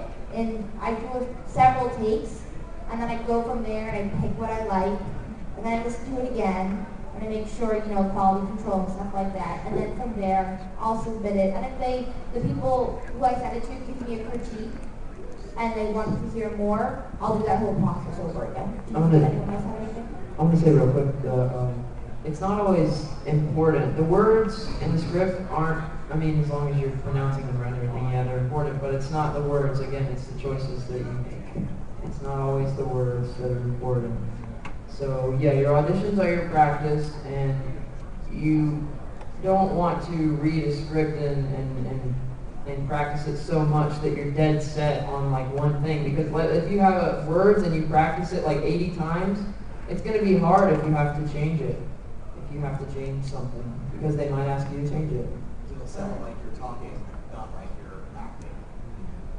And things that I've auditioned for that I haven't gotten, I'll oftentimes just wait for the finished project, and I'll listen to the actor who did get the part, and then I'll think about, okay, what did they do that probably got them this job, and what can I learn from what they did? It's just mostly going to add that sort of like whenever I submit my audition, I make sure they're the best ones I could possibly get, so I can't just leave a whole bunch of practice crappy takes on there and say, like, oh wait, sorry, screw, I said that wrong, I'm so sorry. No, you have to send your best takes you possibly can. But when people mean by practice, is sort of like, in a way, you're always going to be auditioning anyway, so you're constantly practicing. And there's an interesting balance between seeing all those not selected audition samples as mostly as, okay, so that didn't work, and seeing it as also, okay, these are way too many, these aren't working, and should I get feedback on these or something like that? If someone else that you trust and know that they know what you're doing, they will probably give you feedback going, oh no, these are issues of mine, just not with the character for some reason. So, yeah. All right, other Practice questions? cold reading too. That's a really good skill. Yeah. Cold reading definitely helps. All right, man, what's your question? Yeah, I remember somebody ended up saying that taking community theater would be a good idea to. Oh, yeah. What exactly is the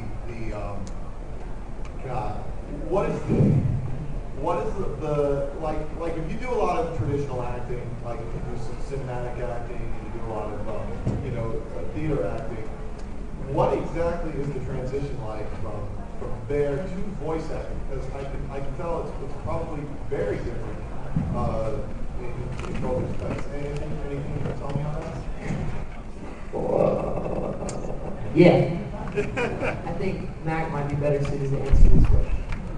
I think the biggest difference, I will say, theater is the best style to learn to prepare you to get into voiceover. The biggest difference is when you're doing theater, you are on a stage, you're speaking to an audience that's out there.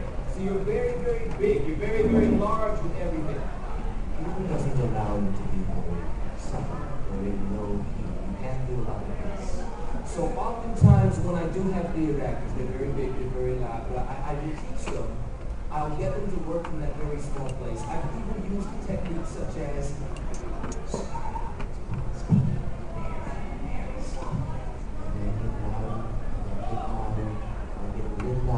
find that right kind of middle ground that you can do for voiceover, that you can't do for theater. I was just about to add in case someone did not get to theater and they ended up taking a lot of camera acting classes. Each different medium, is that right? Media, they all have their unique challenges, so to speak. So with voice acting, you don't have your face to read like in camera, like with the close-up. In theater, I know some people can see, oh cool, I'm in the super front row, I can read their expression, or I can hear you from the back of the theater. But voice acting not so much, so you just have to, the acting is acting, but you have to understand that there are limitations to certain things, and you have to act with closer to the voice and kind of stuff. Yeah, just bouncing off that. In my acting classes at school, people always ask me what I found hardest in the transition, and I said it's all just different ways of conveying things. Because with theater, you can use both your voice, but you can also use your hand gestures to be big, just like Matt was saying. But you can't lower your voice as much as you might be able to in something like maybe on camera acting or voiceover. So I feel like the way you express yourself and how you're acting and what you're acting with changes with if you're doing theater, if you're doing voiceover, if you're doing a camera. Right. That's why it's important also to know in script, know what your character is doing. Obviously, if your character is running, you're gonna physicality, dude. Physicality. I was go ahead, do it. Do it. Your physicality, as long as you're not like having it pick up and stuff. The thing is, if you're not physically completely skip, oh my god, I'm doing one. The thing is that you're very expressive people. It's not going to pick up on the mic, but there's a difference between hi, my name is Gimlet and hi, my name is Gimlet. You're going to hear that reach in there. So don't be afraid to use your physicality and stuff when you're acting too. I just want to take advantage that you know it's off topic. Yeah. Oh yeah, tag team. All right, man, you're up. Suppose your nose is like a little stuffy, and would it be a good idea to like blow your nose and clear all that out before you go to the recording and audition? Actually, work into your acting. if you're sick and you have a cold, then you want to wait, drink some tea or something. That's kind of a tough thing. Make sure that you let the director know if you're going to delay. Otherwise, they're going to be looking for lines, and they're going to wonder where are my lines, and you haven't told them where their lines are, why they haven't gotten them in, and they're going to be very mad at you. And there's chances are they won't hire you again if you don't keep them updated on the lines. And you don't want to just suddenly surprise the director by sounding absolutely nothing like you did when you auditioned. Say first off, you got maybe the role of like a 10-year-old boy, and then when you go in and you send your final lines, suddenly it sound like this, and you got a sore throat. That's not going to work. So if you're doing an online project, just say, hey, you know, I got a cold, can't do this, and hopefully most people will be considerate of that. And for professional type things, when that happens, people just sometimes call in and say, you know, I'm sick, I can't really do this, can I reschedule? Just let people know. All right, you're up, man.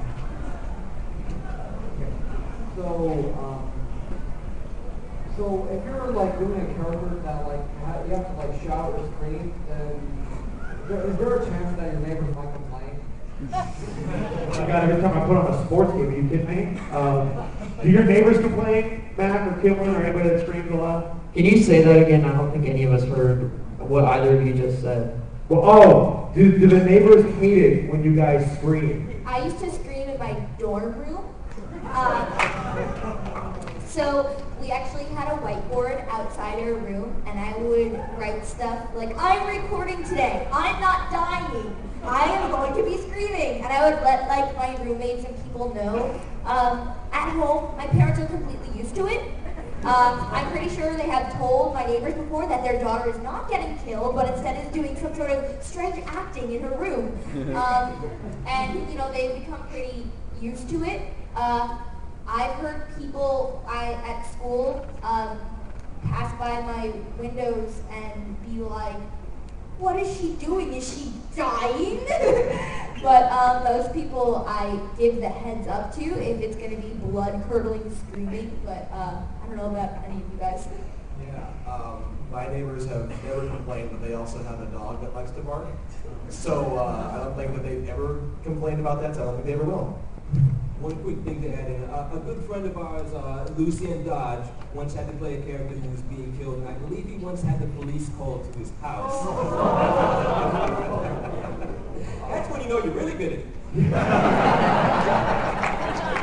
All right, here we go. What's up? I was wondering like, where do you start? Because I know that there's a lot that you can go after, and there's a lot that you can audition for, but where do you find it? Where you, like, a person that, like, goes out for you? An agent, and, like, where do you start? Where do you start, and maybe briefly touch on agent? The first thing I'll say is if you're looking just to start out, agent should not be in the equation. You should be looking at sites like they mentioned, Newgrounds, the Voice Acting Club, the Voice Acting Alliance. Agents are something that enters into it when you're looking more to go professional. And that's so far out there that if you're just starting out, it's really daunting to look like at the top of the staircase. It's like, oh, agents and unions and all that crazy stuff. So I would say the quick answer would be BAA, BAC, Newgrounds. If you guys want to throw anything else out there. Yeah. See, the big thing, the good thing about the online stuff like that, the Voice Acting Club, Voice Acting Alliance, as has been mentioned, it's a really good safety net. You can make a lot of mistakes and it's fine. Just keep working, keep learning. You go for an agent, oftentimes you will only get one chance to impress. So you got to really make that count. You need to know you're ready. Don't rush there. Take your time, study, learn a lot. Go ahead. No, I was about to just say that if it makes you feel better, I do know some friends of mine who have agents and they found more work without their agent. Even when they have an agent, they just found more work. That's me. Yeah, I don't have an agent. I've done pro stuff, I don't have an agent. Like, there's people that do it. An agent is great if you're ready for it, but it's not like you just get an agent and then don't have to do any more work yourself. You have to do it yourself. If you're lucky, an agent will help you out, but an agent's something that comes way later. It comes after you've had a demo. But back to the thing about mistakes is that you will make mistakes. No one starts out perfect. I didn't start out perfect. No one at this table started out perfect. I did. Excuse me, get out. We have time for about maybe 3 more questions because we want to have time to let you guys come up and read. So all right, no problem. I just want to slip one more thing in. I'm sorry. On the topic of agent stuff, I find that before you even get to agents, but when you're past the communities, networking is extremely important. So always remember to network with not just like the people that you talk to on a daily basis, but like when you're at conventions, bring those business cards around with you in case you meet someone who could become a potential client or someone who can help you out in some way. networking is really important. All right, so where? So you guys talk about college constantly. What did you guys major in college? Oh, this is going to be good. What did you major in college? I'm still in college, and I'm a history major to get out as fast as possible. I'm still in college and I'm a radio, TV, and film major. I just graduated high school.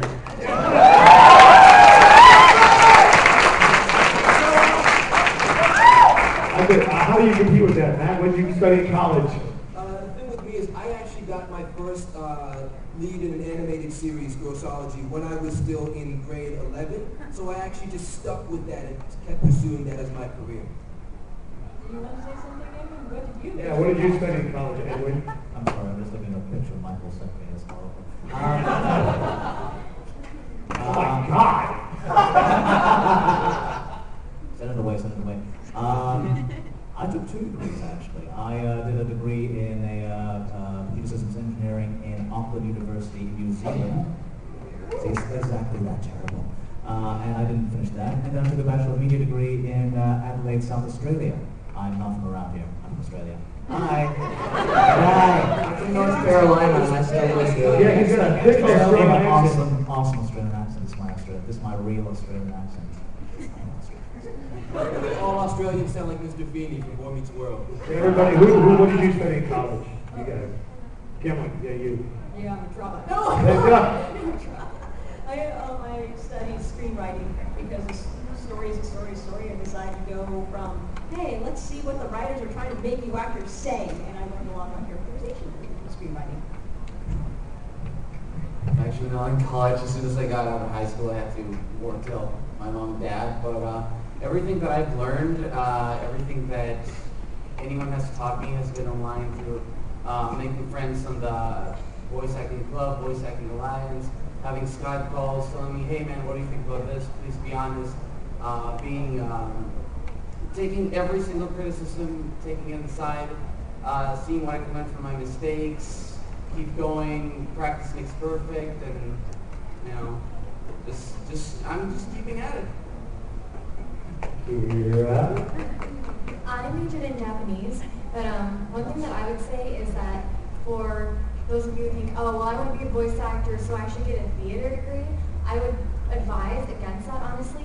Take some acting classes as your elective classes, but major in something that you want to do besides acting. It's very, very hard to be a voice actor for your actual job, and it's something that, you know, a lot of people try for lots of years. And when you go in, like if you decide you're going to be a professional voice actor, they're not going to look at, oh, do you have a degree in acting? They're going to look at, you know, they're going to listen to how you read. They're going to listen to your demo reel.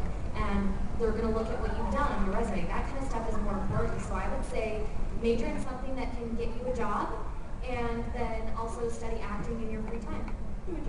I would say major in something that will give you 5 or 6 skills that you want to use to make a living.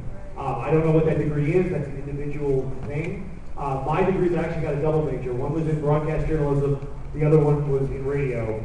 So, really? A bunch of radio majors? Damn! That's what's up. All right, 2 more questions. I want to try to be fair. Who's had their hands up the longest? Be honest. The guy in the Purple? All right. I want to make sure I get you. All right, here we go. No pressure. We got like 2 more, so here we go. Hi. Hi. I'm not sure how to phrase this, but it's about making a living out of voice acting. It is very hard. Thank you. So, for someone just starting out and has done a bunch of projects, what is the money like?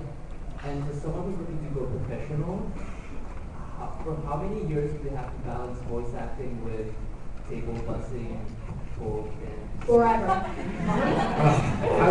money? If you're starting out, you're not going to be making money. Do not expect to be making money when you start out. Do not expect to be living off voiceover, because I don't think any of us are living primarily off voiceover right now. Yeah, basically what you should be focusing on is that if you are doing those payrolls, just working on getting those roles, because yeah, the pay may be small, but at least you're getting your name out there, at least you're getting roles in general, at least you're getting new professional stuff. You shouldn't be worried so much about the pay unless you have no other job, but you should have a day job to help support you on the side. Voiceover is not going to make 99% of people a great, wealthy, rich person. I mean, it's each job pays its own, different areas pay different amounts. Like I do lots of commercials and they tend to pay more than dubbing does, like anime. But you're not going to make a living off voiceover. The people that make livings off voiceover are the big name people, and it's not, they do everything. Yeah, it's not something that you're going to do while you're starting out. It's just not going to happen. How many people in here want to be anime voice actors? Just out of curiosity. We don't get to choose. You don't get to choose. You do whatever you get casted and hired for. That's what you're doing. So if you only want to do anime, you will never make a living at it. You just want to be an anime voice actor. That's true. Just because you think you have an anime voice doesn't mean you will get that anime role. What's an anime voice?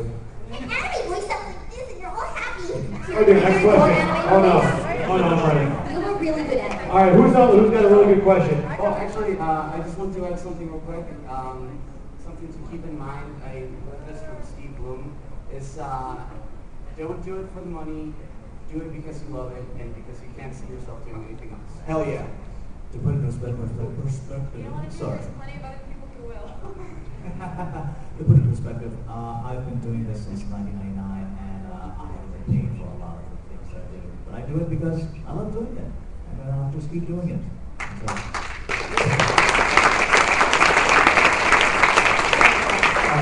I'm going to go to the hat.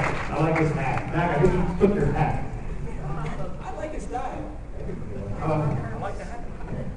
So my question is, if you have a higher grade microphone, like an NT, if you have a higher grade microphone, like an NT1A Rode, how do you dampen the background sounds to that?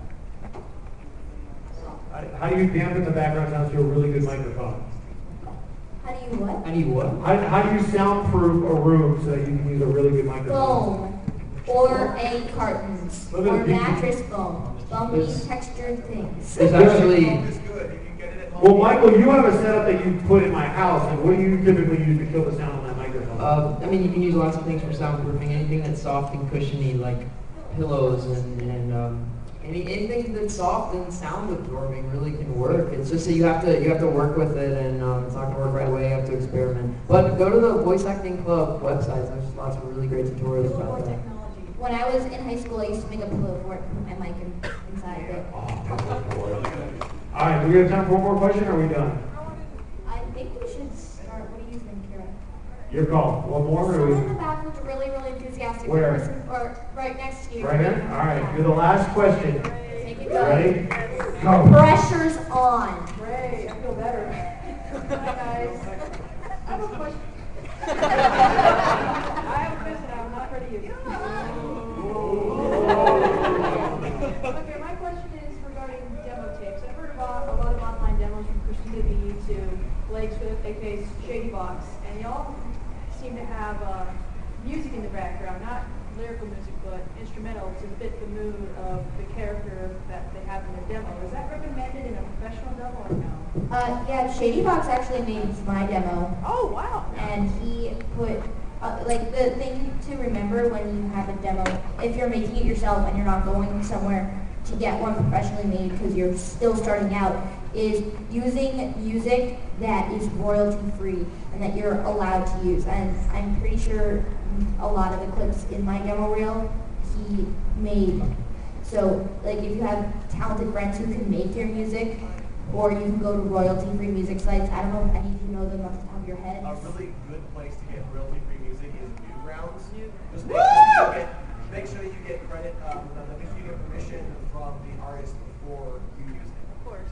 I would recommend that you not make sure a demo. It's usually not a good idea. You want to find someone that knows what they're doing. You can pay thousands of dollars to get a demo produced, but who has that kind of money to Well, put and in I'm a demo? majoring in audio mixing, so there's something. Hey, that's great. That's awesome. That's awesome. Yeah. Yeah, if you make it yourself, I recommend using people who are experienced. Like if you're majoring in audio engineering, I'm sure you would have 100 times more of an idea than I did, which is why I went to Blake to take care of it for me. I was like, I don't know what I'm doing. Please fix it. You get feedback on it as well. Yes, I sent my like lines I was looking to use in my demo to not only like a lot of people at this table to look at. I posted it to my friends and like, tell me what you think, critique me. I sent it to Kyle Hebert, who gave me wonderful words of wisdom, and other voice actors who gave me critiques. And the number one thing to remember when you're making a demo is if someone critiques you, take that criticism. Because they took their time to not just listen to your voice, but to think critically about it. And the least you can do is try and evolve and adapt and do the best you can to show them that you're listening to them. And yeah. The key stuff I want in a demo is I want it to sound like it is a bunch of clips put together from a bunch of projects you have been in. Even if they're not projects you have been in, even if you're having to write these original characters and scenarios, it should sound like it's right out of a TV show or right out of a video game. These little, I would say 5 to 7 seconds for each character. Just put them right next to each other, and that's it. That's what it's all about. And they're making one in a minute or a half a minute and a half. If you're lucky, and this goes back to the whole cast thing, if you are lucky, you will get 10 seconds of my time. Yeah. 10 seconds. And don't say at the beginning of your demo, don't say, Hi, my name is Michael Johnston, and this is my demo. It's the first one on Your name and maybe the year. Think of the casting person who is listening to 400 auditions in a day. If you do not impress them in 5 seconds, maybe 10 seconds if you're lucky, they will not listen to any more than that. Okay, one last thing since we're talking about demos. I have noticed that a lot of people out there really look down upon making impressions. I mean, at school, if you can sound like Haruki Tsuchiya, at school, if you can sound like Naruto. You can sound like Naruto? From Naruto. It's fine if you can do that, but take that, make it your own. Do something original with that voice. And do more than just 3 voices that sound the same. And this is a critique I got in my own demo, even after I finished it, that there's too many similar voices. And it's great that you can have something that you're really good at, but go out of the box and show people things that they wouldn't expect from you. Like, on my demo reel, I had an old lady voice, and people were like, you can do that? Right? You came up to me and you're like, that's you? And it's like, you need to show that you're more than just a one-trick pony. Sorry, my grandma. I'm sorry. Grandma, go back to the car.